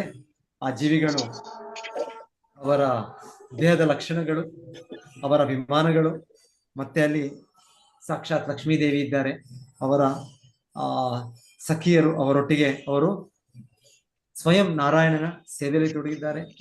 ನಾರಾಯಣನ ಅವರ ವೇಷಭೂಷಣ, ಅವರ ಆಭರಣ, ಅವರ ಇದು ವಿವರಣೆ ಕೇಳಿದ್ವಿ. ಮತ್ತೆ ಅವರ ನೋಟ, ಅವರ ದೃಷ್ಟಿ, ಹೇಗೆ ಭಕ್ತರ ಭಕ್ತಿ ವಾತ್ಸಲ್ಯದಿಂದ ಅವರಿದ್ದಾರೆ. ಮತ್ತೆ ಇಲ್ಲಿ ಕೇಳ್ತಾ ಇರೋದು ಅವರ ಶಕ್ತಿಗಳು, ಅವರೆಲ್ಲರೂ ಅವ್ರ ಹತ್ರನೇ ಎಲ್ಲ ಸುತ್ತು ಇದ್ದಾರೆ. ಎಲ್ಲ 8D ಕ್ಯಾಂಪ್, ಒಬ್ಬ ಮಹಾರಾಜ ಇದ್ದಾಗ ಅವ್ರ ಜೊತೆ ಯಾರಿರ್ತಾರೆ, ಪ್ರಧಾನಿ ಒಬ್ಬ ಇವರಿದ್ದಾಗ ಅವ್ರ ಜೊತೆಗೆ ಎಲ್ಲರೂ ಇರ್ತಾರೆ. ಹಾಗೆ ಎಲ್ಲ ಶಕ್ತಿಗಳು ಏನೇನು ನಾವು ನೋಡ್ತೇವೆ, ನಾವು ಏನೇನು ಇದೆ ಭೌತಿಕವಾಗಿ, ಆಧ್ಯಾತ್ಮಿಕವಾಗಿ, ಎಲ್ಲವೂ ಕೂಡ ಸ್ವಯಂ ವ್ಯಕ್ತಿಗತವಾಗಿ ಅವರು ಭಗವಂತನ ಸೇವೆಯಲ್ಲಿದ್ದಾರೆ. ಸೊ ಬ್ರಹ್ಮದೇವರಿಗೆ ಈ ದರ್ಶನ ಆಯಿತು ಬ್ರಹ್ಮದೇವರಿಗೆ. ಸೊ ಇದಾದ್ಮೇಲೆ ನಂತರ ಈಗ ಅವರು ಬ್ರಹ್ಮದೇವರ ಇವಾಗ ಅನುಭವ, ಬ್ರಹ್ಮದೇವರು ನೋಡಿದ್ಮೇಲೆ ಏನಾಗುತ್ತೆ ಬ್ರಹ್ಮದೇವರಿಗೆ? ತುಂಬಾ ಈಗ ಇಷ್ಟು ಭೌತಿಕ ಜಗತ್ತು, ಮೊದಲಿಗೆ ಅವರು ಬೆರಗಾಗಿದ್ರು. ನಾನು ಎಲ್ಲಿಂದ ಬಂದೆ, ಎಲ್ಲಿಂದ ಹುಟ್ಟಿ ಬಂದೆ, ನಾನು ಯಾರು, ನಾನು, ನನ್ನ ಕರ್ತವ್ಯ ಏನು, ಸೃಷ್ಟಿ ಅನ್ನೋದು ಹೇಗೆ ಮಾಡ್ಬೇಕು. ಮತ್ತೆ ಅವರು ತಪ ಅಂತ 2 ಸಲ ಕೇಳಿ ಅವ್ರಿಗೆ ಈಗ ಪರಿಪೂರ್ಣತೆ ಹಂತದಲ್ಲಿ ಅವರು ನೋಡಿ ಅವರ ದಿವ್ಯ ಅವರ ಅನುಭವ. ತದ್ದರ್ಶನಾಹ್ಲಾದ ಪರಿಪ್ಲುತಾಂತರೋ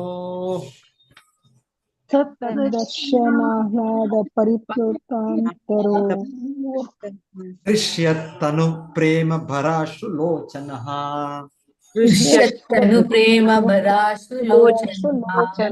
ನನಾಮ ಪಾದಾಂಬುಜಮಸ್ಯ ವಿಶ್ವಸೃಕ್ ಯತ್ ಪಾರಮಹಂಸೇನ ಪಥಾಧಿಗಮ್ಯತೆ.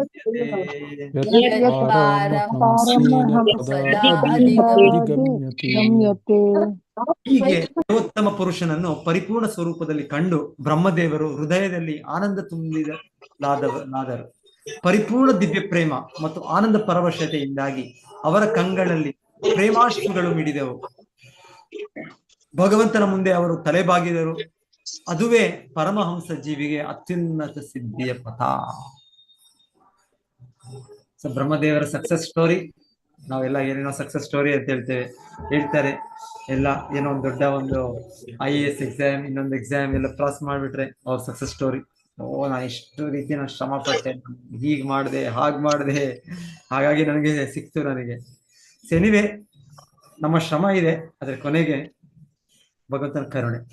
ಸೊ ಇಲ್ಲಿ ಭಕ್ತಿಯಲ್ಲೂ ಕೂಡ ಇಲ್ಲಿ ನಮ್ಮ ಶ್ರಮ ನಾವು ಮಾಡ್ಬೇಕು ನಾವು. ಆದ್ರೆ ಆ ಶ್ರಮದ ಮೇಲೆ ಆ ಕರುಣೆ ಕೊಡೋದು, ಆ ಇದು ಕೊಡೋದು ಆ ಕೃಷ್ಣನಿಗೆ ಬಿಡೋದು. ಸೊ ಬ್ರಹ್ಮದೇವ್ರಿಗೆ ನೋಡಿ ಇಷ್ಟು ವರ್ಷಗಳ ಕಾಲ ನಾವು ಯೋಚನೆ ಮಾಡೋಕ್ಕಾಗೋದಿಲ್ಲ. ನಮಗೆ ಆ ರೀತಿ ನೀವು ಕೂಡ ಮಾಡಿ, ನೀವು ಅಷ್ಟು ರೀತಿ ತಪಸ್ಸೆ ಮಾಡಿ, ಬ್ರಹ್ಮದೇವರು ಆತರ ಮಾಡಿದ್ರು. ಅಷ್ಟು ವರ್ಷಗಳ ಸಾಧನೆ, ತೀವ್ರ ತಪಸ್ಸೆ. ಸೊ ತಪಸ್ವಿಗಳಲ್ಲೇ ಅವರು ಶ್ರೇಷ್ಠರಾದವರು ಬ್ರಹ್ಮದೇವರು. ಆದರೆ ಪರಿಪೂರ್ಣತೆ ಸಾಧಿಸಿದ್ರು. ಅವರು ಸಾಧಿಸಿ ಭಗವಂತನು ಆ ದಿವ್ಯ ಧಾಮದ ದರ್ಶನ, ತನ್ನ ಸಂಗಡಿಗರ ದರ್ಶನ, ತನ್ನ ದರ್ಶನ, ಹೀಗೆ ಅವರು ಅಷ್ಟು ಆಹ್ಲಾದ ಆನಂದದಲ್ಲಿ ತಕ್ಷಣವೇ ಬ್ರಹ್ಮದೇವರು ಪ್ರಣಾಮ ಭಗವಂತನಿಗೆ ಆ ಪ್ರೇಮ ಭಾವದಿಂದ ಅವರ ವಂದನೆಗಳನ್ನು ಅರ್ಪಿಸಿ ಮತ್ತೆ ನೋಡೋಣ ಬ್ರಹ್ಮದೇವರ ಇದು ಮುಂದೆ ನೋಡೋಣ, ನೆಕ್ಸ್ಟ್ ಕ್ಲಾಸಲ್ಲಿ ನೋಡೋಣ. ಸೊ ಭಗವಂತನ ಆ ಆ ಆ ಕೃಪೆಗೆ ಪಾತ್ರರ ಬ್ರಹ್ಮದೇವರು ಭಗವಂತನ ತೃಪ್ತಿ ಪಡಿಸಿದ್ರು. ಸೊ ನಾವೇನೇನೋ ಎಲ್ಲ ಮಾಡ್ತಾ ಇದ್ದೇವೆ. ಸೊ ನಮ್ಮ ಕೊನೆಗೆ ಕೃಷ್ಣನು ತೃಪ್ತನಾಗ್ಬೇಕು. ಅದಾಗ್ಲಿಲ್ಲ ಅಂದ್ರೆ ನಾವೇನ್ ಮಾಡಿದ್ದೇವೆ ಪ್ರಯೋಜನ? ನಮ್ಮ ಜೀವನ ಇಷ್ಟೆಷ್ಟೋ ಚಟುವಟಿಕೆಗಳಿದೆ, ಆದರೆ ಅದರಿಂದ ನಾರಾಯಣ ತೃಪ್ತನಾಗ್ಬೇಕು. ಈಗ ಬ್ರಹ್ಮದೇವರ ಜೊತೆಗೆ ಅವರು ತೃಪ್ತನಾದನು ಭಗವಂತನು. ಸೊ ನಮ್ಮದು ಯಾವಾಗ ಆಗುತ್ತೋ ಗೊತ್ತಿಲ್ಲ ನಮಗೆ. ಭಗವಂತನ ಯಾವಾಗ ನಮ್ಮಿಂದ ತೃಪ್ತನಾಗ್ತಾನೆ ಗೊತ್ತಿಲ್ಲ ನಮಗೆ. ಸೊ ಇಲ್ಲಿ ಆದ್ರೆ ಒಂದು ಇಂಪಾರ್ಟೆಂಟ್ ಹೇಳ್ತಾ ಇದ್ದಾರೆ ಇಲ್ಲಿ, ಪರಮಹಂಸ ಅಂದ್ರೆ ದ್ವೇಷ ಇಲ್ಲ.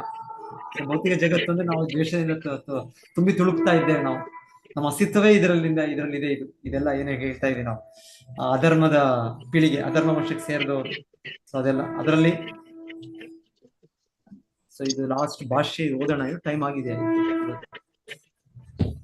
8 ಗಂಟೆ ಒಂದು ಮೀಟಿಂಗ್ ಕೂಡ ಹೇಳಿದ್ದೀನಿ ನಾನು. ಸೊ ಅದು ಕೂಡ ಮುಗಿಸ್ಬೇಡ, ಯಾಕಂದ್ರೆ ಒಂದು ಸೆಕ್ಷನ್ ಇದು ಮುಗಿಸ್ಬಿಟ್ರೆ ಒಳ್ಳೇದು. ಭಾವಾರ್ಥ ಓದಿ, ಯಾರಾದ್ರೂ ಓದ್ಬಿಡಿ ಇದನ್ನ. ಒಂದೊಂದು ದೊಡ್ಡ ಓದಿ ಸ್ಟಾರ್ಟ್ ಮಾಡಿ. ಓದ್ಲಾ ಪ್ರಭುಜಿ? ಓದಿ. ಭಾಗವತದ ಆದಿಯಲ್ಲಿಯೇ ಈ ಮಹಾನ್ ಸಾಹಿತ್ಯವು ಪರಮಹಂಸರಿಗಾಗಿ ಇದೆ ಎಂದು ಹೇಳಲಾಗಿದೆ. ಪರಮೋ ನಿರ್ಮತ್ಸರಾಣಾಂ ಸತಾಂ ಎಂದರೆ ಶ್ರೀಮದ್ ಭಾಗವತವು ಮಾತ್ಸರ್ಯಗಳಿಂದ ಸಂಪೂರ್ಣವಾಗಿ ಮುಕ್ತರಾದವರಿಗಾಗಿಯೇ ಇದೆ. ಬದ್ಧ ಜೀವನದಲ್ಲಿ ಮತ್ಸರವು ಮೇಲಿನಿಂದಲೇ ಆರಂಭವಾಗುತ್ತದೆ. ಅಂದರೆ ದೇವೋತ್ತಮ ಪರಮಪುರುಷನ ಬಗ್ಗೆ ಮತ್ಸರ ಭಾವ ತಾಳುವುದರಿಂದ ಆರಂಭವಾಗುತ್ತದೆ. ಎಲ್ಲ ಅಪೌರುಷೇಯ ಧರ್ಮ ಗ್ರಂಥಗಳಲ್ಲೂ ದೇವೋತ್ತಮ ಪರಮಪುರುಷನು ಸ್ಥಾಪಿತ ಸತ್ಯನಾಗಿದ್ದಾನೆ. ಭಗವದ್ಗೀತೆಯಲ್ಲಿ ಪರಮಪ್ರಭು ಭಗವಂತನ ವ್ಯಕ್ತಿಗತ ಲಕ್ಷಣಗಳನ್ನು ವಿಶೇಷವಾಗಿ ಹೇಳಲಾಗಿದೆ. ಎಷ್ಟು ವಿಶೇಷವಾಗಿ ಎಂದರೆ, ಬದುಕಿನ ಕಷ್ಟ ಕ್ಲೇಶಗಳನ್ನು ಪಾರಾಗಬೇಕಾದರೆ ಯಾರೊಬ್ಬರೂ ದೇವೋತ್ತಮ ಪುರುಷನಿಗೆ ಶರಣಾಗಬೇಕೆಂದು ಈ ಮಹಾನ್ ಸಾಹಿತ್ಯದ ಕೊನೆಯ ಭಾಗದಲ್ಲಿ ಸ್ಪಷ್ಟಪಡಿಸಲಾಗಿದೆ. ದುರದೃಷ್ಟವಶಾತ್ ಆ ಸಂಸ್ಕೃತ ಹಿನ್ನೆಲೆಯ ಜನರು ದೇವೋತ್ತಮ ಪುರುಷನಲ್ಲಿ ನಂಬಿಕೆ ಇಡುವುದಿಲ್ಲ ಮತ್ತು ಪ್ರತಿಯೊಬ್ಬರೂ ಯಾವುದೇ ಅರ್ಹತೆ ಇಲ್ಲದೆ ತಾವೇ ದೇವರಾಗ ಬಯಸುತ್ತಾರೆ. ಬದ್ಧಾತ್ಮದಲ್ಲಿನ ಈ ಮತ್ಸರ ಗುಣವು ಒಬ್ಬ ವ್ಯಕ್ತಿಯು ಭಗವಂತನಲ್ಲಿ ಒಂದಾಗಲು ಇಚ್ಛಿಸುವ ಘಟ್ಟದವರೆಗೆ ಮುಂದುವರಿಯುತ್ತದೆ. ಹೀಗಾಗಿ ದೇವರೊಂದಿಗೆ ಒಂದಾಗುವ ಊಹಾಪೋಹ ನಡೆಸುವ ಪ್ರಯೋಗವಾದಿ ತತ್ವಶಾಸ್ತ್ರಜ್ಞರಲ್ಲಿ ಘಟಾನುಘಟಿ ಎನಿಸಿದವರು ಪರಮಹಂಸರಾಗುವುದಿಲ್ಲ, ಏಕೆಂದರೆ ಅವರದು ಮಾತ್ಸರ್ಯಪೂರಿತ ಮನಸ್ಸು. ಆದ್ದರಿಂದ ಭಕ್ತಿ ಯೋಗ ಆಚರಣೆಯಲ್ಲಿ ಇರುವವರು ಮಾತ್ರ ಪರಮಹಂಸ ಹಂತವನ್ನು ಮುಟ್ಟಬಲ್ಲರು. ಭಗವಂತನಿಗೆ ಸಂಪೂರ್ಣ ದಿವ್ಯ ಪ್ರೇಮದಿಂದ ಭಕ್ತಿ ಸೇವೆ ಸಲ್ಲಿಸಬೇಕು. ಅದು ಮಾತ್ರ ಜೀವನದಲ್ಲಿ ಪರಿಪೂರ್ಣತೆಗೆ ಒಯ್ಯಬಲ್ಲದು ಎಂಬ ದೃಢ ನಂಬಿಕೆ ಇದ್ದಲ್ಲಿ ಮಾತ್ರ ಭಕ್ತಿ ಯೋಗ ಆರಂಭವಾಗುತ್ತದೆ. ಬ್ರಹ್ಮದೇವರು ಭಕ್ತಿ ಯೋಗದ ಈ ಕಲ್ಲು ನಂಬಿದ್ದರು. ತಪಸ್ಸನ್ನು ಆಚರಿಸುವಂತೆ ಹೇಳಿದ ಭಗವಂತನ ಉಪದೇಶವನ್ನೂ ನಂಬಿದರು. ಅವರು ಮಹಾ ತಪಸ್ಸನ್ನು ಆಚರಿಸಿದರು. ತನ್ಮೂಲಕ ವೈಕುಂಠ ಲೋಕಗಳನ್ನು ನೋಡುವ ಸ್ವಂತ ಅನುಭವದಿಂದ ಭಗವಂತನನ್ನು ಸಾಕ್ಷಾತ್ ಕಾಣುವ ಯಶಸ್ಸನ್ನು ಪಡೆದರು. ಮನಸ್ಸಿನ ಅಥವಾ ಯಾವುದೇ ಯಂತ್ರ ಸಾಧನಗಳ ಮೂಲಕ ಯಾರೊಬ್ಬರು ಪರಮಪ್ರಭುವಿನ ಧಾಮವನ್ನು ತಲುಪಲಾರರು. ಆದರೆ ಯಾರೇ ಆದರೂ ಭಕ್ತಿ ಯೋಗ ಪ್ರಕ್ರಿಯೆಯನ್ನು ಅನುಸರಿಸುವ ಮೂಲಕ ವೈಕುಂಠ ಲೋಕಗಳ ಧಾಮವನ್ನು ತಲುಪುವುದು ಸಾಧ್ಯ. ಏಕೆಂದರೆ ಭಕ್ತಿ ಯೋಗ ಪ್ರಕ್ರಿಯೆಯಿಂದ ಮಾತ್ರ ಭಗವಂತನ ಸಾಕ್ಷಾತ್ಕಾರ ಸಾಧ್ಯ. ಬ್ರಹ್ಮದೇವನು ತನ್ನ ಕಮಲಾಸನದ ಮೇಲೆ ಕುಳಿತಿದ್ದನು. ಅಲ್ಲಿಂದ ಅತ್ಯಂತ ಗಂಭೀರವಾಗಿ ಭಕ್ತಿ ಯೋಗ ಪ್ರಕ್ರಿಯೆಯನ್ನು ಆಚರಿಸುವ ಮೂಲಕ ಅವನಿಗೆ ವೈಕುಂಠ ಲೋಕವನ್ನು ಅದರೆಲ್ಲ ವೈವಿಧ್ಯಗಳೊಂದಿಗೆ ನೋಡಲು ಸಾಧ್ಯವಾಯಿತು. ಸಾಕ್ಷಾತ್ ಭಗವಂತನನ್ನು ಅವನ ಸಹಚರರೊಂದಿಗೆ ದರ್ಶನ ಮಾಡುವುದು ಅವನಿಗೆ ಶಕ್ಯವಾಯಿತು. ಬ್ರಹ್ಮದೇವನನ್ನು ಅನುಸರಿಸಿ ಇಂದು ಕೂಡ ಯಾರೊಬ್ಬರು ಇಲ್ಲಿ ಹೇಳಲಾಗಿರುವ ಪರಮಹಂಸ ಪಥವನ್ನು ಹಿಡಿಯುವ ಮೂಲಕ ಅದೇ ಪರಿಪೂರ್ಣತೆಯನ್ನು ಸಾಧಿಸಬಹುದು. ಈ ಯುಗದ ಜನರ ಆತ್ಮ ಸಾಕ್ಷಾತ್ಕಾರಕ್ಕಾಗಿ ಈ ವಿಧಾನವನ್ನು ಶ್ರೀ ಚೈತನ್ಯ ಮಹಾಪ್ರಭುಗಳೂ ಕೂಡ ಅನುಮೋದಿಸಿದ್ದಾರೆ. ಮೊದಲಿಗೆ ಯಾರೊಬ್ಬರು ದೃಢ ನಿಶ್ಚಯದಿಂದ ದೇವೋತ್ತಮ ಪುರುಷ ಶ್ರೀಕೃಷ್ಣನನ್ನು ನಂಬಬೇಕು. ಊಹಾತ್ಮಕ ತತ್ವಶಾಸ್ತ್ರಗಳಿಂದ ಅವನನ್ನು ಸಾಕ್ಷಾತ್ಕರಿಸಿಕೊಳ್ಳುವ ಪ್ರಯತ್ನಗಳನ್ನು ಮಾಡಬಾರದು. ಶ್ರೀಮದ್ ಭಗವದ್ಗೀತೆಯಿಂದ ನಂತರ ಶ್ರೀಮದ್ ಭಾಗವತದ ಗ್ರಂಥ ಪಠ್ಯದಿಂದ ಅವನನ್ನು ಕುರಿತು ಶ್ರವಣ ಮಾಡಬೇಕು. ಯಾರೊಬ್ಬರು ಭಾಗವತದಿಂದ ಅಂತಹ ಪ್ರವಚನಗಳನ್ನು ಅನುಸರಿಸಬೇಕೇ ಹೊರತು ವೃತ್ತಿನಿರತ ವ್ಯಕ್ತಿಯಿಂದಲ್ಲ ಅಥವಾ ಕರ್ಮಿ ಜ್ಞಾನಿ ಯೋಗಿಗಳಿಂದಲ್ಲ. ಅದೇ ಈ ವಿಜ್ಞಾನವನ್ನು ತಿಳಿಯುವ ರಹಸ್ಯ. ಯಾರೇ ಆಗಲಿ ಸನ್ಯಾಸಾಶ್ರಮದಲ್ಲಿರಬೇಕಾಗಿಲ್ಲ. ಪ್ರಸ್ತುತ ಜೀವನದ ಸ್ಥಿತಿಯಲ್ಲೇ ಇರಬಹುದು. ಆದರೆ ಅಂಥವರು ಭಗವಂತನ ನೈಜ ಭಕ್ತರ ಸತ್ಸಂಗವನ್ನು ಕಂಡುಕೊಳ್ಳಬೇಕು. ಶ್ರದ್ಧೆ ನಂಬಿಕೆಗಳಿಂದ ಅವರ ಮೂಲಕ ಭಗವಂತನ ದಿವ್ಯ ಸಂದೇಶವನ್ನು ಶ್ರವಣ ಮಾಡಬೇಕು. ಇಲ್ಲಿ ಅನುಮೋದಿಸಲಾಗಿರುವ ಪರಮಹಂಸ ಪಥವು ಅದೇ ಆಗಿದೆ. ಭಗವಂತನ ನಾನಾ ಪುಣ್ಯ ನಾಮಗಳಲ್ಲಿ ಅವನನ್ನು ಅಜಿತ ಎಂದು ಕರೆಯಲಾಗಿದೆ. ಎಂದರೆ ಅವನು ಬೇರೆ ಯಾರೊಬ್ಬರಿಂದಲೂ ಜಯಿಸಲಾಗದವನು.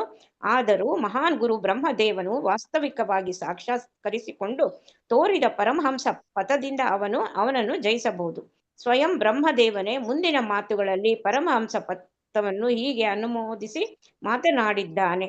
ಜ್ಞಾನೇ ಪ್ರಯಾಸಂ ಉದಪಾಸ್ಯ ನಮಂತ ಏವ ಜೀವಂತಿ ಸನ್ಮುಖರಿತಾಂ ಭವದೀಯ ವಾರ್ತಾಂ ಸ್ಥಾನೇ ಸ್ಥಿತಾಂ ಶ್ರುತಿಗತಾಂ ತನು ವಾಗ್ ಮನೋಭಿ ಯೇ ಪ್ರಾಯಶೋ ಅಜಿತ ಜಿತೋ ಅಪ್ಯಸಿ ತ್ರೈಸಿ ಲೋಕ್ಯಾಂ.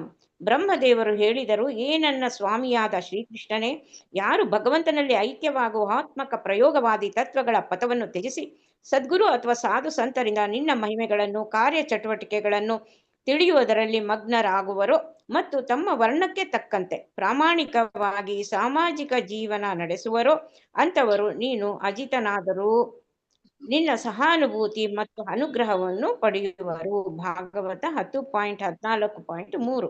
ಅದು ಪರಮಹಂಸ ಮಾರ್ಗ. ಬ್ರಹ್ಮನು ಸ್ವಯಂ ಅದನ್ನು ಆಚರಿಸಿದನು. ಅನಂತರ ಜೀವನದಲ್ಲಿ ಪರಿಪೂರ್ಣ ಯಶಸ್ಸಿನ ಸಾಧನೆಗಾಗಿ ಅವನು ಈ ಮಾರ್ಗವನ್ನು ಬೋಧಿಸಿದನು. ಹರೇ ಕೃಷ್ಣ ಪ್ರಭುಜಿ. ಥ್ಯಾಂಕ್ ಯು ಪ್ರಭುಜಿ. ಹರೇ ಕೃಷ್ಣ. ಸೊ ಯಾರಾದ್ರೂ ಏನಾದ್ರೂ ವಿಷಯ ಇನ್ನು ಡಿಸ್ಕಸ್ ಮಾಡ್ಬೇಕು ಅಂದ್ರೆ ಏನಾದ್ರೂ ಇದ್ರೆ ಕೇಳಿ.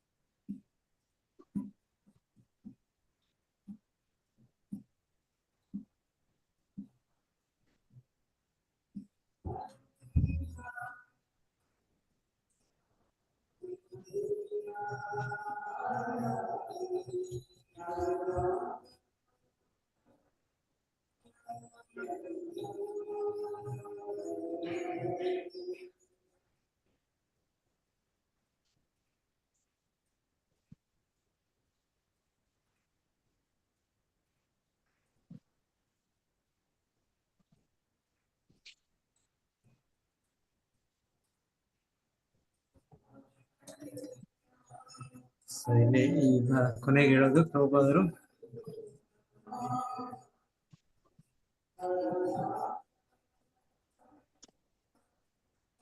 ಬ್ರಹ್ಮದೇವನನ್ನು ಅನುಸರಿಸಿ ಇಂದು ಕೂಡ ಯಾರೊಬ್ಬರು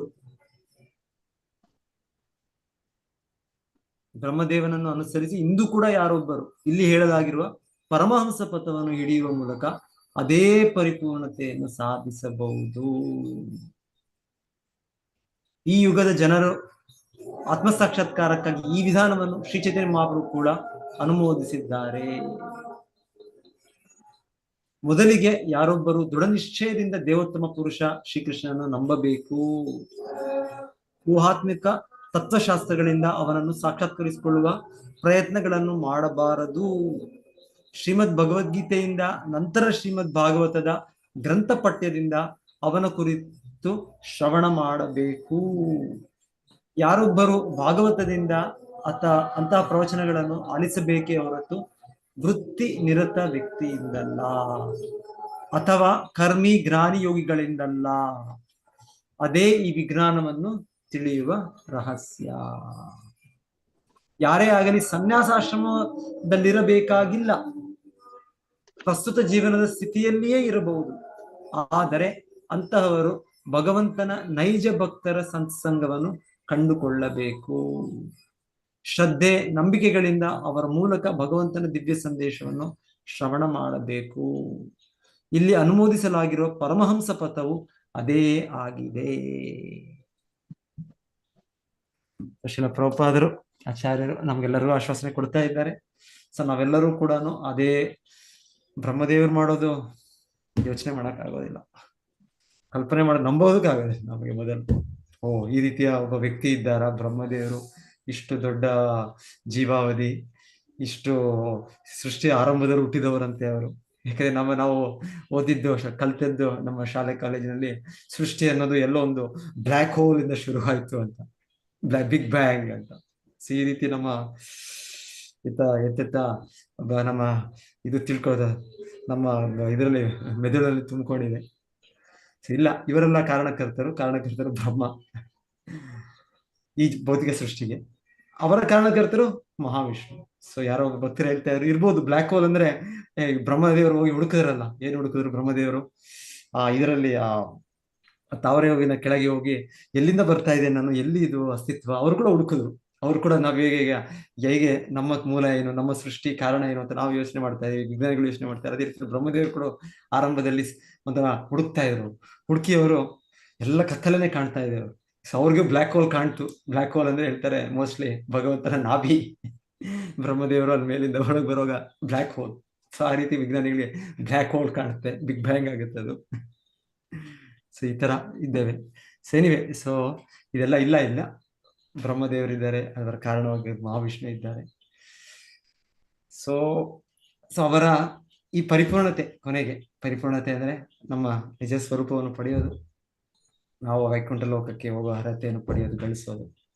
ಸೊ ಅದನ್ನು ನಾವು ಕೂಡ ಗಳಿಸ್ಬೋದು, ಈಗಲೂ ಕೂಡ ಗಳಿಸ್ಬೋದು. ಸೊ ಆಚಾರ್ಯರು ಶ್ರೀಲ ಪ್ರಭುಪಾದರು ಅಷ್ಟು ಇದರಿಂದ ಕಾನ್ಫಿಡೆನ್ಸ್ ಅವರಿಗೆ. ಸೊ ಯಾಕಂದ್ರೆ ಆಚಾರ್ಯ ಅವರು ಕೂಡ ದರ್ಶನ ಇದೆ, ಶ್ರೀಲ ಪ್ರಭುಪಾದರು ಮುಕ್ತ ಪುರುಷರು. ಸೊ ಅವ್ರಿಗೆ ಆಚಾರ್ಯ ಅಂದ್ರೆ ಆ ತರ ಇದಿರೋದ್ರಿಂದ ಗುರು ಪರಂಪರೆಯಲ್ಲಿ ಅದೇ ಅವರ ಪ್ರತಿನಿಧಿಗಳು, ಬ್ರಹ್ಮದೇವರ ಪ್ರತಿನಿಧಿಗಳು, ಬ್ರಹ್ಮ, ನಾರದ, ವ್ಯಾಸ, ಮಧ್ವ ಪರಂಪರೆ. ಸೊ ಹೀಗೆ ಆ ಗುರುಶ್ರೀ ಪರಂಪರೆಯಲ್ಲಿ ಬರುವ ಆಚಾರ್ಯರು ಶುದ್ಧ ಭಕ್ತರು. ಅವ್ರು ಹೇಳ್ತಾರೆ ನೀವು ಕೂಡ ಅದನ್ನು ಪಡಿಬಹುದು. ಸ್ವಲ್ಪ ಏನ್ ಮಾಡ್ಬೇಕು, ನಾವು ಪಡಿಬೇಕು ಅಂದ್ರೆ ಚೈತನ್ಯ ಮಹಾಪ್ರಭು ಕೊಟ್ಟಿದ್ದಾರೆ ಈ ವಿಧಾನ. ಜ್ಞಾನೇ ಪ್ರಯಾಸ ಮುದಪಾಸ್ಯ ನಮಂತ ಏವ. ಆಕ್ಚುಲಿ ಇದು ಬ್ರಹ್ಮದೇವರ ಮಾತೇ. ಇದು ಕೂಡ ಬ್ರಹ್ಮದೇವರು ಕೃಷ್ಣನಿಗೆ ಮುಂದೆ ದಶಮಸ್ಕಂದದಲ್ಲಿ ಕೃಷ್ಣನ ಬ್ರಹ್ಮ ವಿಮಾನ ಲೀಲಾ ಆದ್ಮೇಲೆ ಅವ್ರಿಗೆ ಪ್ರಾರ್ಥನೆ ಮಾಡೋ ಮಾತಿ. ಸೊ ಬ್ರಹ್ಮದೇವರು ಹೇಳೋದೇ ಮಾತನ್ನೇ ಆದ್ರೆ ಚೈತನ್ಯ ಮಹಾಪ್ರಭು ಇದನ್ನು ತುಂಬಾ ಅನುಮೋದಿಸಿ ಅವ್ರು ಹೇಳಿದ್ರು. ಯಾಕಂದ್ರೆ ಒಂದು ಸಮಯ ಯಾರು ಹೇಳೋದು, ಅವರು ಇವ್ರ ಜೊತೆಗೆ ಮಾತುಕತೆ ಆಗುತ್ತೆ. ರಮಾನಂದ ರಾಯ್ ಅವ್ರು ದಕ್ಷಿಣ ಭಾರತದ ಇದಕ್ಕೆ ಬಂದಾಗ ಚೈತನ್ಯ ಮಹಾಪ್ರಭು ಅವ್ರನ್ನ ಭೇಟಿ ಮಾಡಿದಾಗ ಈ ಚೈತನ್ಯ ಮಹಾಪ್ರಭು ಶಿಷ್ಯರಾಗ್ಬಿಡ್ತಾರೆ. ರಮಾನಂದ ರಾಯರು ಅವ್ರ ಗುರುಗಳಾಗುವ ಸ್ಥಾನದಲ್ಲಿರ್ತಾರೆ. ಸೊ ರಮಾನಂದ ರಾಯ್ ಮೊದಲಿಗೆ ಹೆಸಿಟೇಷನ್ ಆಗುತ್ತೆ, ಇದೇನಿದು, ನಾನು ಒಬ್ಬ ಗೃಹಸ್ಥ, ನಾನೊಬ್ಬ ಶೂದ್ರ. ಆಕ್ಚುಲಿ ಅವರು ಆತರ ಅವ್ರ ಕುಟುಂಬ ಶೂದ್ರ ಕುಟುಂಬ ರಮಾನಂದ ರಾಯರು. ಆದ್ರೂ ಅವ್ರಿಗೆ ಗವರ್ನರ್ಶಿಪ್ ಕೊಟ್ಟಿರ್ತಾರೆ. ಯಾಕಂದ್ರೆ ಭವಾನಂದ ರಾಯ್ ಅವ್ರ ತಂದೆ ಎಲ್ಲ ತುಂಬಾ ದೊಡ್ಡ ವ್ಯಕ್ತಿಗಳು, ಆದ್ರೆ ಜಾತಿಯಿಂದ ಮೋಸ್ಟ್ಲಿ ಅವ್ರ ವಂಶಜರಾಗಿ ಇರ್ತಾರೆ. ಆದ್ರೆ ಇಲ್ಲಿ ಚೈತನ್ಯ ಮಹಾಪ್ರಭು ಅಂತ ಒಂದು ಸನ್ಯಾಸಿ, ಒಂದು ಬ್ರಾಹ್ಮಣ ವಂಶ, ಬ್ರಾಹ್ಮಣ ಕುಲ. ಸೊ ನಾನು ಹೇಗೆ ಹೇಳೋದು? ಸೊ ಆಗ ಚೈತನ್ಯ ಮಹಾಪ್ರಭು ಎನಿವೆ ಪ್ರೋತ್ಸಾಹಿಸ್ತಾರೆ. ಕೀಬಾ ವಿಪ್ರ, ಕೀಬಾ ಶೂದ್ರ, ಕೀಬಾ ನಾಸಿ, ಇದೆಲ್ಲ ಏನಿದೆಲ್ಲ ಯಾರು ಕೃಷ್ಣ ತತ್ವ ತಿಳಿದಾರೆ ಅವರು ಗುರು. ಸೊ ಆಮೇಲೆ ಅವರು ಆ ವಿವರಣೆಯಲ್ಲಿ ಚೈತನ್ಯ ಮಹಾಪ್ರಭು ಕೇಳೋದು ಏನೇನು, ಹೇಗೆ ಕಲಿಯುಗದಲ್ಲಿ ಮಾರ್ಗ ಏನು, ಹೇಗೆ ನಾವು ಈ ಪರಿಪೂರ್ಣತೆಯನ್ನು ಸಾಧಿಸೋದು. ಸೊ ಅವರು ಇದೆಲ್ಲ ಹೇಳ್ಕೊಂಡ್ ಬರ್ತಾರೆ. ಕರ್ಮ ಏನು, ಫಸ್ಟ್ ಸರ್ವಧರ್ಮಾನ್ ಪರಿತ್ಯಜ್ಯ, ಎಲ್ಲವನ್ನು ತ್ಯಜಿಸ್ಬಿಟ್ಟು ಕೃಷ್ಣನ ಏಕೈಕ ಶರಣ ಸಮರ್ಪಯಾಮಿ ಕೃಷ್ಣ ಹೇಳ್ತಾರೆ ಅವರು. ಇಲ್ಲ ಓಕೆ, ಇದು ಒಳ್ಳೇದು, ಇದು ಕರೆಕ್ಟ್, ಇದು ಆದ್ರೆ ಇದೆಲ್ಲ ಮಾಡಕ್ಕೆ ಅಷ್ಟು ಸುಲಭ ಅಲ್ಲ ಇದು. ನಂತರ ಓಕೆ, ಕರ್ಮ ಇದು ಕರ್ಮ ಜ್ಞಾನ ಮಿಶ್ರಿತ ಭಕ್ತಿ, ಕರ್ಮ ಮಿಶ್ರಿತ ಭಕ್ತಿ, ಒಂದೊಂದು ಲೆವೆಲ್ಸ್ ಬರುತ್ತೆ. ಅವ್ರು ಕೊನೆಗೆ ಅವರು ಇದು ಹೇಳ್ತಾರೆ ಮಾತು. ಏನ್ ಹೇಳ್ತಾರೆ ಅಂದ್ರೆ, ನೀವೆಲ್ಲಿದ್ರು ಅಲ್ಲೇ ಇರಿ, ಬ್ರಹ್ಮದೇವರು ಹೇಳಿದ ಮಾತು. ಆದರೆ ನಿಮ್ಮ ಪ್ರಯತ್ನದಿಂದ ನೀವು ತಿಳ್ಕೊಳ್ಬಹುದು ಅಂತ ಹೇಳಿರುವ ಒಂದು ಅಹಂಕಾರನೋ ಒಂದು ಇದು, ಅದನ್ನು ತ್ಯಜಿಸಿ ಒಂದು ನಮ್ರತೆಯಿಂದ ಒಂದು ಸರಿಯಾದ ಮಾರ್ಗ, ಸರಿಯಾದ ಅಧಿಕೃತ ವ್ಯಕ್ತಿಯಿಂದ ಗುರುಶಿಷ್ಯರ ಅಂತೇಳಿ ಇದನ್ನ ಕೃಷ್ಣ ವಿಷಯವನ್ನು ಆಲಿಸಬೇಕು. ಏ ಪ್ರಯಾಸ ಅಜಿತೋಪಿ ಜಿತಸ್ತ್ರೈಲೋಕ್ಯಂ. ಅಜಿತ ಆದ ಕೃಷ್ಣನು ಇದರಿಂದ ಜಿತನಾಗ್ತಾನೆ. ಯಾರು ಕೂಡ ಕೃಷ್ಣನ ಸೋಲಿಸ್ಲಿಕ್ಕೆ ಆಗೋದಿಲ್ಲ. ಆದರೆ ಭಕ್ತಿಯಿಂದ ಕೃಷ್ಣನು ಅವನು ಸೋತೋಗ್ತಾನೆ. ತನ್ನ ಭಕ್ತರಿಗೆ ಅವನು ತನ್ನನ್ನೇ ಅವನು ಕೊಟ್ಕೊಂಡ್ಬಿಡ್ತಾನೆ. ಸೊ ಕೃಷ್ಣನ ಇದು ದಿವ್ಯ ಗುಣ, ಭಗವಂತನ ದಿವ್ಯ ಗುಣ. ಸೊ ಬ್ರಹ್ಮದೇವರಿಗೆ ಸಾಧಿಸಿದ್ದಾರೆ, ಇದು ಪರಿಪೂರ್ಣತೆಯನ್ನು ಪಡೆದಿದ್ದಾರೆ ಅವರು. ಓಕೆ, ಸೊ ನಾನು ನಿಲ್ಲಿಸ್ತೇನೆ. ಸೊ ಯಾರು ಹರೇ ಕೃಷ್ಣ ಪ್ರಭುಜಿ. ಹೇಳಿ ಮಾತಾಡಿ ಪ್ರಭುಜಿ. ಕರ್ಮ ಮಿಶ್ರಿತ ಭಕ್ತಿ ಮತ್ತೆ ಜ್ಞಾನ ಮಿಶ್ರಿತ ಭಕ್ತಿ ಇವೆರಡು ಕರ್ಮಯೋಗ ಜ್ಞಾನಯೋಗನೇ ಆಗುತ್ತಾ ಪ್ರಭುಜಿ? ಹಾ, ಒಂದು ರೀತಿಯಲ್ಲಿ ಹೌದು ಮಾತಾಡಿ. ಎಸ್ ಸೊ ಕರ್ಮಯೋಗ ಕೂಡ ಆಕ್ಚುಲಿ ಏನು, ಕೊನೆಗೆ ಅದರ ಕರ್ಮ ಫಲವನ್ನು ಕೃಷ್ಣನ್ ಕೊಡ್ಬೇಕು ನಾವು.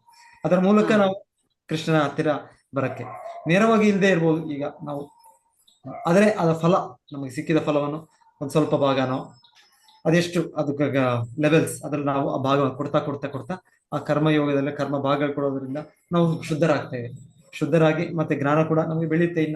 ಇನ್ನ ಒಂದು ದೃಢ ನಂಬಿಕೆ ಬೆಳೆಯುತ್ತೆ ನಮ್ಗೆ ಅವಾಗ. ಮತ್ತೆ ಸೊ ಇದು ಹಂತಗಳು ನಮ್ಗೆ ಇದು ಸಹಾಯ ಮಾಡುತ್ತೆ, ಇದು ಇಲ್ಲ ಅಂತಲ್ಲ. ಆದ್ರೂ ಕೂಡ ಇವರು ಹೇಳೋದು ಬೇಸಿಕ್ ಮುಖ್ಯವಾದದ್ದು ನಾವು ಶ್ರವಣ. ಇದನ್ನ ಮಾಡ್ತಾ ಇದ್ರೆ ಆಟೋಮ್ಯಾಟಿಕ್ ಆಗಿ ಎಲ್ಲವೂ ಕೂಡ ಒಂದಾದ್ಮೇಲೆ ಬರುತ್ತೆ. ಸರಿಯಾಗಿ ನಾವು ಮದ್ದು ತಗೊಳ್ತಾ ಇದ್ರೆ ಗುಣ ಆಗುತ್ತೆ ನಮ್ಗೆ. ಸರಿಯಾದ ಮದ್ದು ಇದು ಶ್ರವಣ ತುಂಬಾ ಮುಖ್ಯ ನಮಗೆ. ಶ್ರವಣ ಚೆನ್ನಾಗಿದ್ರೆ ಆಟೋಮ್ಯಾಟಿಕಲಿ ಮತ್ತೆ ಕೀರ್ತನೆ ಆಗುತ್ತೆ, ಮತ್ತೆ ಸ್ಮರಣೆ ಬರುತ್ತೆ ಭಗವಂತನ ಮೇಲೆ, ಮತ್ತೆ ಯಾವುದರಿಂದ ಆದ್ರೂ ಪರಿಪೂರ್ಣತೆ ಬರ್ಬೋದು. ಸೊ ಶ್ರವಣ ಬಹಳ ಫೌಂಡೇಶನ್, ಶ್ರವಣ ಫೌಂಡೇಶನ್. ಅಂದ್ರೆ ಎರಡು ಒಂದೇ ಅರ್ಥ ಕೊಡುತ್ತಾ ಪ್ರಭುಜಿ? ಕರ್ಮಯೋಗ, ಕರ್ಮ ಮಿಶ್ರಿತ ಭಕ್ತಿ. ಓಕೆ ಒಂದು ರೀತಿ ಒಂದೇ. ಯೋಗ ಅಂದ್ರೆ ಅದೇನ್ ಹೇಳೋದು, ಭಗವಂತನಿಗೆ ಸಂಬಂಧ ಮಾಡೋದು ಯೋಗ ಅಂದ್ರೆ ಅದು. ಕರ್ಮ ಅಂದ್ರೆ ಅದು ಸಂಬಂಧ ಇಲ್ಲ, ಭಗವಂತನ ಸಂಬಂಧ ಇಲ್ಲ. ಕರ್ಮಯೋಗ ಅಂದ್ರೆ ಭಗವಂತನ ಸಂಬಂಧ ಇದೆ. ಸೊ ಎಲ್ಲವೂ ಕೂಡ ಆಕ್ಚುಲಿ ಭಕ್ತಿಯ ಭಾಗಗಳೇ ಅಂತ ಹೇಳ್ಬೋದು. ಏನ್ ವಿಧಾನಗಳಿದ್ರು ಕೂಡ ಒಂದ್ ರೀತಿ.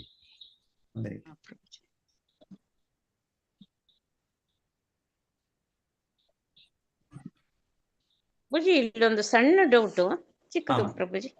14ನೇ ಶ್ಲೋಕದಲ್ಲಿ ಅಲ್ಲಿ ಅನುವಾದದಲ್ಲಿ ವಸಂತ ಅನುಯಾಯಿಗಳಾದ ಕಪ್ಪು ಭ್ರಮರಗಳಿಂದ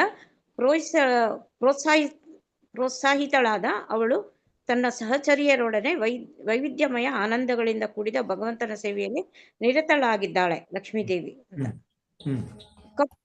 ಕಪ್ಪು ಭ್ರಮರ ಅಂತಂದ್ರೆ ದುಂಬಿಗಳ ಪ್ರಭುಜಿ? ಅಲ್ಲಿ ಎಲ್ಲ ಭಕ್ತರು, ಎಲ್ಲ ಶುದ್ಧ ಭಕ್ತರು. ಸೊ ಈ ರೀತಿಯಲ್ಲಿ ಅವರು ಭಗವಂತನ ಅನುಯಾಯಿಗಳಾಗಿ ಶ್ರೀಮತಿ ಲಕ್ಷ್ಮೀದೇವಿಯವರ ಸಹಚರಗಳಾಗಿ ಅವರಿದ್ದಾರೆ ಅವರು. ಸೊ ಅಲ್ಲಿ ಇನ್ನೂ ಕೇಳಿದ್ದು ಈ ತರ ವ್ಯಕ್ತಿಗಳಿದ್ದಾರೆ ಅಂತ. ಅದೇ ರೀತಿ ಬೇರೆ ಭಕ್ತರು ಈ ರೀತಿ ಕೂಡ ಇದ್ದಾರೆ. ವೈಕುಂಠ ವಿಮಾನಗಳು ಅವರು ಕೂಡ ಆಕ್ಚುಲಿ ಒಂದು ರೀತಿ ಜೀವಿಗಳೇ, ಯಾಕಂದ್ರೆ ಅಲ್ಲಿ ಎಲ್ಲವೂ ಸಚ್ಚಿದಾನಂದ. ಅಲ್ಲಿ ಕೆಲವು ಭಕ್ತರು ಹಾಗೆ ವಾಹನಗಳಾಗಿ ಇದ್ದಾರೆ, ಕೆಲವು ಭಕ್ತರು ಈ ರೀತಿ ದುಂದುಬಿಗಳಾಗಿದ್ದಾರೆ, ಕೆಲವು ಭಕ್ತರು ಇನ್ನೊಂದು ಗಿಡ ಮರಗಳಾಗಿದ್ದಾರೆ. ಆದ್ರೆ ಇಲ್ಲಿ ಜಗತ್ತಿನ ತರ ಅವರು ರಾಜಸಿಕ ಪ್ರಭಾವದಲ್ಲೋ ತಾಮಸಿಕ ಪ್ರಭಾವದಲ್ಲೋ ಇರೋರಲ್ಲ. ಅವರೆಲ್ಲರೂ ಕೂಡ ಅವರು ಹೇಳ್ತಾರೆ, ಇವ್ರಿಗೆಲ್ಲ ಇನ್ನ ತುಂಬಾ ಅವಕಾಶ. ಈ ತರ ಭ್ರಮರಗಳೆಲ್ಲ ಇವರೆಲ್ಲ ತುಂಬಾ ಹತ್ತಿರ ಹೋಗ್ತಾರೆ. ಇವರು ಬೇರೆ ರೂಪದಲ್ಲಿ, ನಾವು ಮನುಷ್ಯ ರೂಪದಲ್ಲಿ ಸ್ವಲ್ಪ ದೂರದಲ್ಲಿ ಇರ್ತೀವಿ ನಾವು ಅಲ್ಲಿರೋ ಭಕ್ತರು. ಆದ್ರೆ ಇವರು ದುಂಬಿಗಳು ಇವರೆಲ್ಲ ತುಂಬಾ ಹತ್ತಿರ, ಎಲ್ಲಿ ಕೂಡ ಹೋಗ್ಬೋದು ಇವರು. ಕೃಷ್ಣ ಮತ್ತೆ ನಾರಾಯಣ, ಲಕ್ಷ್ಮೀದೇವಿ ಅವ್ರ ಮಧ್ಯೆ ಹೋಗೋದು, ಅವ್ರ ಮಧ್ಯೆ ಮಾತುಕತೆ ಕೇಳೋದು ಎಲ್ಲವೂ ಕೂಡ ಇವ್ರಿಗೆ ಆಯ್ತಾರೆ. ಮತ್ತೆ ಇವ್ರು ಬಂದು ಹೇಳ್ತಾರೆ ಬೇರೆಯವ್ರಿಗೆಲ್ಲ, ಇವರು ಅವ್ರ ಮಧ್ಯೆ ನಡೆಯೋ ಒಂದು ಸಂಭಾಷಣೆ ದೂರದಲ್ಲಿರೋರಿಗೆ ಅಷ್ಟು ಸುಲಭ ಗೊತ್ತಾಗೋದಿಲ್ಲ. ಇವ್ರು ಎಲ್ಲ ಕಡೆ ಇವ್ರಿಗೆ ಪ್ರವೇಶ, ಎಲ್ಲ ಕಡೆ ನೋ ಎಂಟ್ರಿ ಇಲ್ಲ ಅವ್ರಿಗೆ, ಎಲ್ಲ ವೆಲ್ಕಮ್, ಎಲ್ಲ ಪಾರ್ವತಿ. ಸೊ ಈ ರೀತಿ ಎಲ್ಲ ಇದೆ ಅಲ್ಲಿ ಆ ದುಂದುಬಿಗಳು ಅವರೆಲ್ಲ, ಭ್ರಮರ ಎಲ್ಲ ಅವರು ಎಲ್ಲ ಸೀಕ್ರೆಟ್ಸ್ ಎಲ್ಲ ಒಳಗೆ ನಡೆಯೋ ಎಲ್ಲ ಇನ್ನೂ ಗೊತ್ತು ಅವ್ರಿಗೆ, ಹೆಚ್ಚು ಗೊತ್ತು. ಅವರು ಕೂಡ ಶಬ್ದಗಳು ಇನ್ನ ಅದು ಅಷ್ಟು ರೀತಿ ರಿದಮಿಕ್ ಆಗಿ ಹೇಳ್ತಾರಲ್ಲ, ಎಲ್ಲವೂ ಕೂಡ ಒಂದೊಂದು ಶಬ್ದನೂ ಕೂಡ ಅಲ್ಲಿ ದಿವ್ಯವಾದದ್ದೇ, ಅಲ್ಲಿ ಭೌತಿಕವಾದದ್ದು ಇದೆಲ್ಲ ಅಲ್ಲಿ ಅಷ್ಟು ಒಂದು. ಇಲ್ಲಿ ತರ ನಮ್ದು ಶಬ್ದಗಳು, ಅಯ್ಯೋ ನಾಯಿ ಯಾವಾಗ ನಿಲ್ಲಿಸ್ತಪ್ಪ, ಬೌ ಇವಾಗ ಸ್ಟಾರ್ಟ್ ಆಯ್ತಿಲ್ಲ, ಬೌ ಅಂತ ಮಾಡ್ತಾರೆ, ಈ ರೀತಿ ಎಲ್ಲ ಅಲ್ಲಿರೋದೆಲ್ಲ ಅಲ್ಲಿ ಅಷ್ಟು ಇಂಪಾಗಿರುತ್ತೆ ಅಲ್ಲಿ. ಮತ್ತೆ ಅದು ಭಗವಂತನ ಗುಣಗಾನವನ್ನೇ ಮಾಡ್ತಾ ಇರೋ ಇದು ಅಲ್ಲಿ. ಸೊ ಮಾತಾಜಿ, ಹೌದು ನಿಮ್ಮ ಪ್ರಶ್ನೆ ಮಾತಾಜಿ, ನಿಮ್ಮ ಉತ್ತರ ಪ್ರಶ್ನೆಗೆ ಉತ್ತರ ಆಯ್ತಾ? ಇದು ಇಲ್ಲ ಇನ್ನೇನಾದ್ರು? ನನ್ಗದು ಕಪ್ಪು ಭ್ರಮರ ಅಂತ ಇತ್ತಲ್ಲ, ಅದಕ್ಕೆ ನಂಗೆ ಅದು ಡೌಟ್ ಬಂತು. ಕಪ್ಪು ಭ್ರಮರ, ಹೌದು, ಭಕ್ತರೇ ಅವರು, ಭಕ್ತರು ಆ ಭ್ರಮರ, ಆ ಜೇನು ಇದರಲ್ಲಿ ಇದ್ದಾರೆ ಅವರು ಲಕ್ಷ್ಮೀ ದೇವಿಯರ ಜೊತೆಗೆ ಅವ್ರು ಹೇಳ್ತಾರೆ, ಅವರು ಹಾಡುವಾಗ ಅವರು ಕೂಡ ಅಲ್ಲೇ ಪಕ್ಕದಲ್ಲ ಅವ್ರು ಕೂಡ ಇದ್ದಾರೆ. ಎಲ್ಲರೂ ಭಗವಂತನ ಕಲರ್ ಅಲ್ಲೇ ಇರ್ತಾರ ಕಾಣ್ಬೇಕು, ಎಲ್ಲ ಜೀವಿಗಳು ಅಲ್ವಾ ಪ್ರಭುಜಿ? ಇಲ್ಲ, ಬೇರೆ ಬೇರೆ ಇರ್ತಾರೆ, ವೈವಿಧ್ಯಮಯ ಕಲರ್ಗಳು ಇರ್ತವೆ. ಇಲ್ಲ ಆದ್ರೆ ಇಲ್ಲಿ ಹೇಳಿದ್ದು, ಇಲ್ಲಿ ಅವ್ರು ಕೂಡ ಮೈಬಣ್ಣ ಮನುಷ್ಯ ಇದು ಒಂಥರ ಚತುರ್ಭುಜ ರೂಪ ಅವ್ರದ್ದು ವಿವರಣೆ ಕೊಟ್ಟರು. ಆದ್ರೆ ಬೇರೆ ಕಡೆ ಎಲ್ಲೋ ಕೇಳಿದೆ, ವೈಟ್ ಇಶ್ ರೆಡ್ ಇಶ್ ಹತ್ರ ಕೂಡ ಎಲ್ಲೋ ನಾನು ಯಾವ್ದೋ ಇಲ್ಲಿ ಓದ್ತಾ ಇದ್ದೆ ಇಲ್ಲಿ.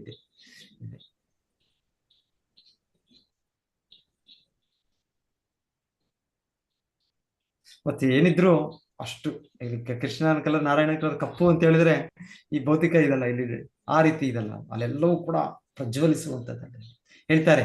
ಅಲ್ಲಿರುವ ಇದು ಕೃಷ್ಣನ ವಿವರಣೆ ಆತರ ಎಫಲ್ಜೆಂಟ್ ಬ್ಲ್ಯಾಕ್, ಎಫಲ್ಜೆಂಟ್ ಮೇಘ ಇದು is trillions of times better than the dull white of this world ಅಂತ ಹೇಳ್ತಾರೆ.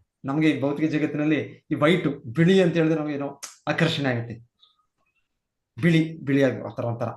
ಅದ್ ಹೇಳ್ತಾರೆ ಇದು ಡಲ್ ವೈಟ್ ಅಂತ ಹೇಳ್ತಾರೆ. ಡಲ್ ಇದು ಏನೋ ಒಂದು ಇದರಲ್ಲಿ ಇದಿಲ್ಲ, ಇದರಲ್ಲಿ ಆದ್ರೆ ಅಲ್ಲಿರುವ ಇದು ಕಪ್ಪು, ಇನ್ನೊಂದು ಇದು ಮೋಡ, ಇದು ಕೂಡ ಅಷ್ಟು ಪ್ರಜ್ವಲಿಸುವಂಥದ್ದು, ಅಷ್ಟು ಆಕರ್ಷಣೀಯ, ಅಷ್ಟು ರಮಣೀಯವಾದ. ಸೊ ನಮ್ಗೆ ಅನುಭವ ಇಲ್ಲ ಈಗ, ಹೀಗೆ ಭಾಗವತದಿಂದ ಕೇಳಿ ಅನುಭವ ಮಾಡ್ಕೊಳ್ಳೋದೊಂದು ಕಲ್ಪನೆ ಮಾಡೋ ಅನುಭವಿಸೋ ಒಂದು ಪ್ರಯತ್ನ.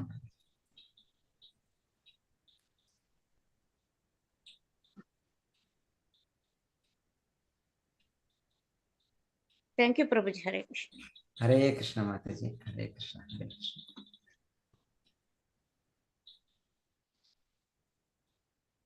ಸೊ ಅಟೆಂಡೆನ್ಸ್ ಎಲ್ಲ ಆಯ್ತು ಅನ್ಸುತ್ತಲ್ಲ, ಹಾಕಿದ್ದೆಲ್ಲರೂ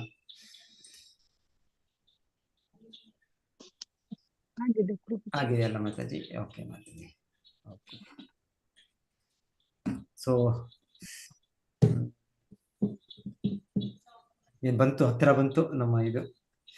ಸೊ ಬನ್ನಿ, ದಯವಿಟ್ಟು ಎಲ್ಲರಿಗೂ ಆಮಂತ್ರಿಸ್ತಾ ಇದ್ದೇವೆ. 9 ದಿವಸದ ಕಾರ್ಯ ಇದು ಫಂಕ್ಷನ್. ಆಗಸ್ಟ್ ಬಲರಾಮ್ ಜಯಂತಿಯಿಂದ ನೆಕ್ಸ್ಟ್ ಅದೇ ದಿವಸ ಬೋಟ್ ಫೆಸ್ಟಿವಲ್ ಇರುತ್ತೆ, ನಂತರ ರಥಯಾತ್ರೆ ಇರುತ್ತೆ. ಅಂತ ಕೆಲವರು ಜನ ಗುರುವಾಯೂರ್ ಯಾತ್ರೆ ಹೋಗ್ತಾ ಇದ್ದಾರೆ, ಇಲ್ಲ ಇಲ್ಲೇ ಇರೋರು ಉಡುಪಿನ ಕರ್ಕೊಂಡು ಹೋಗ್ತೀವಿ, ಉಡುಪಿ ಇದಕ್ಕೆ. ಮತ್ತೆ 4-5 ದಿವಸ ಶ್ರೀ ರಾಧಾ ಗೋವಿಂದ ಜೂಲನ ಉತ್ಸವ.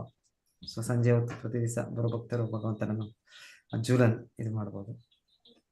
ಅದಾದ ನಂತರ ಜನ್ಮಾಷ್ಟಮಿ, ಕೊನೆಗೆ ಶಿಲಾ ಪ್ರಭುಪಾದರು ಅವರ ವ್ಯಾಸ ಪೂಜೆ. ಸೊ ಈ 9 ಕಾರ್ಯಕ್ರಮ, ಬನ್ನಿ.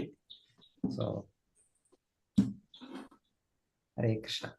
ಮಂಚಾಕಲ್ಪತರುಭ್ಯಶ್ಚ ಕೃಪಾ ಸಿಂಧುಭ್ಯೇವ ಚ ಪತಿತಾಂ ಪಾವನೇಭ್ಯೋ ವೈಷ್ಣವೇಭ್ಯೋ ನಮಃ. ನಮೋ ನಮಃ. ಗ್ರಂಥರಾಜ ಶ್ರೀಮದ್ ಭಾಗವತಂ ಕಿ ಜಯ, ಶಿಲ ಪ್ರಭುಪಾದ ಕಿ ಜಯ. ಧನ್ಯವಾದಗಳು ಪ್ರಭುಜಿ.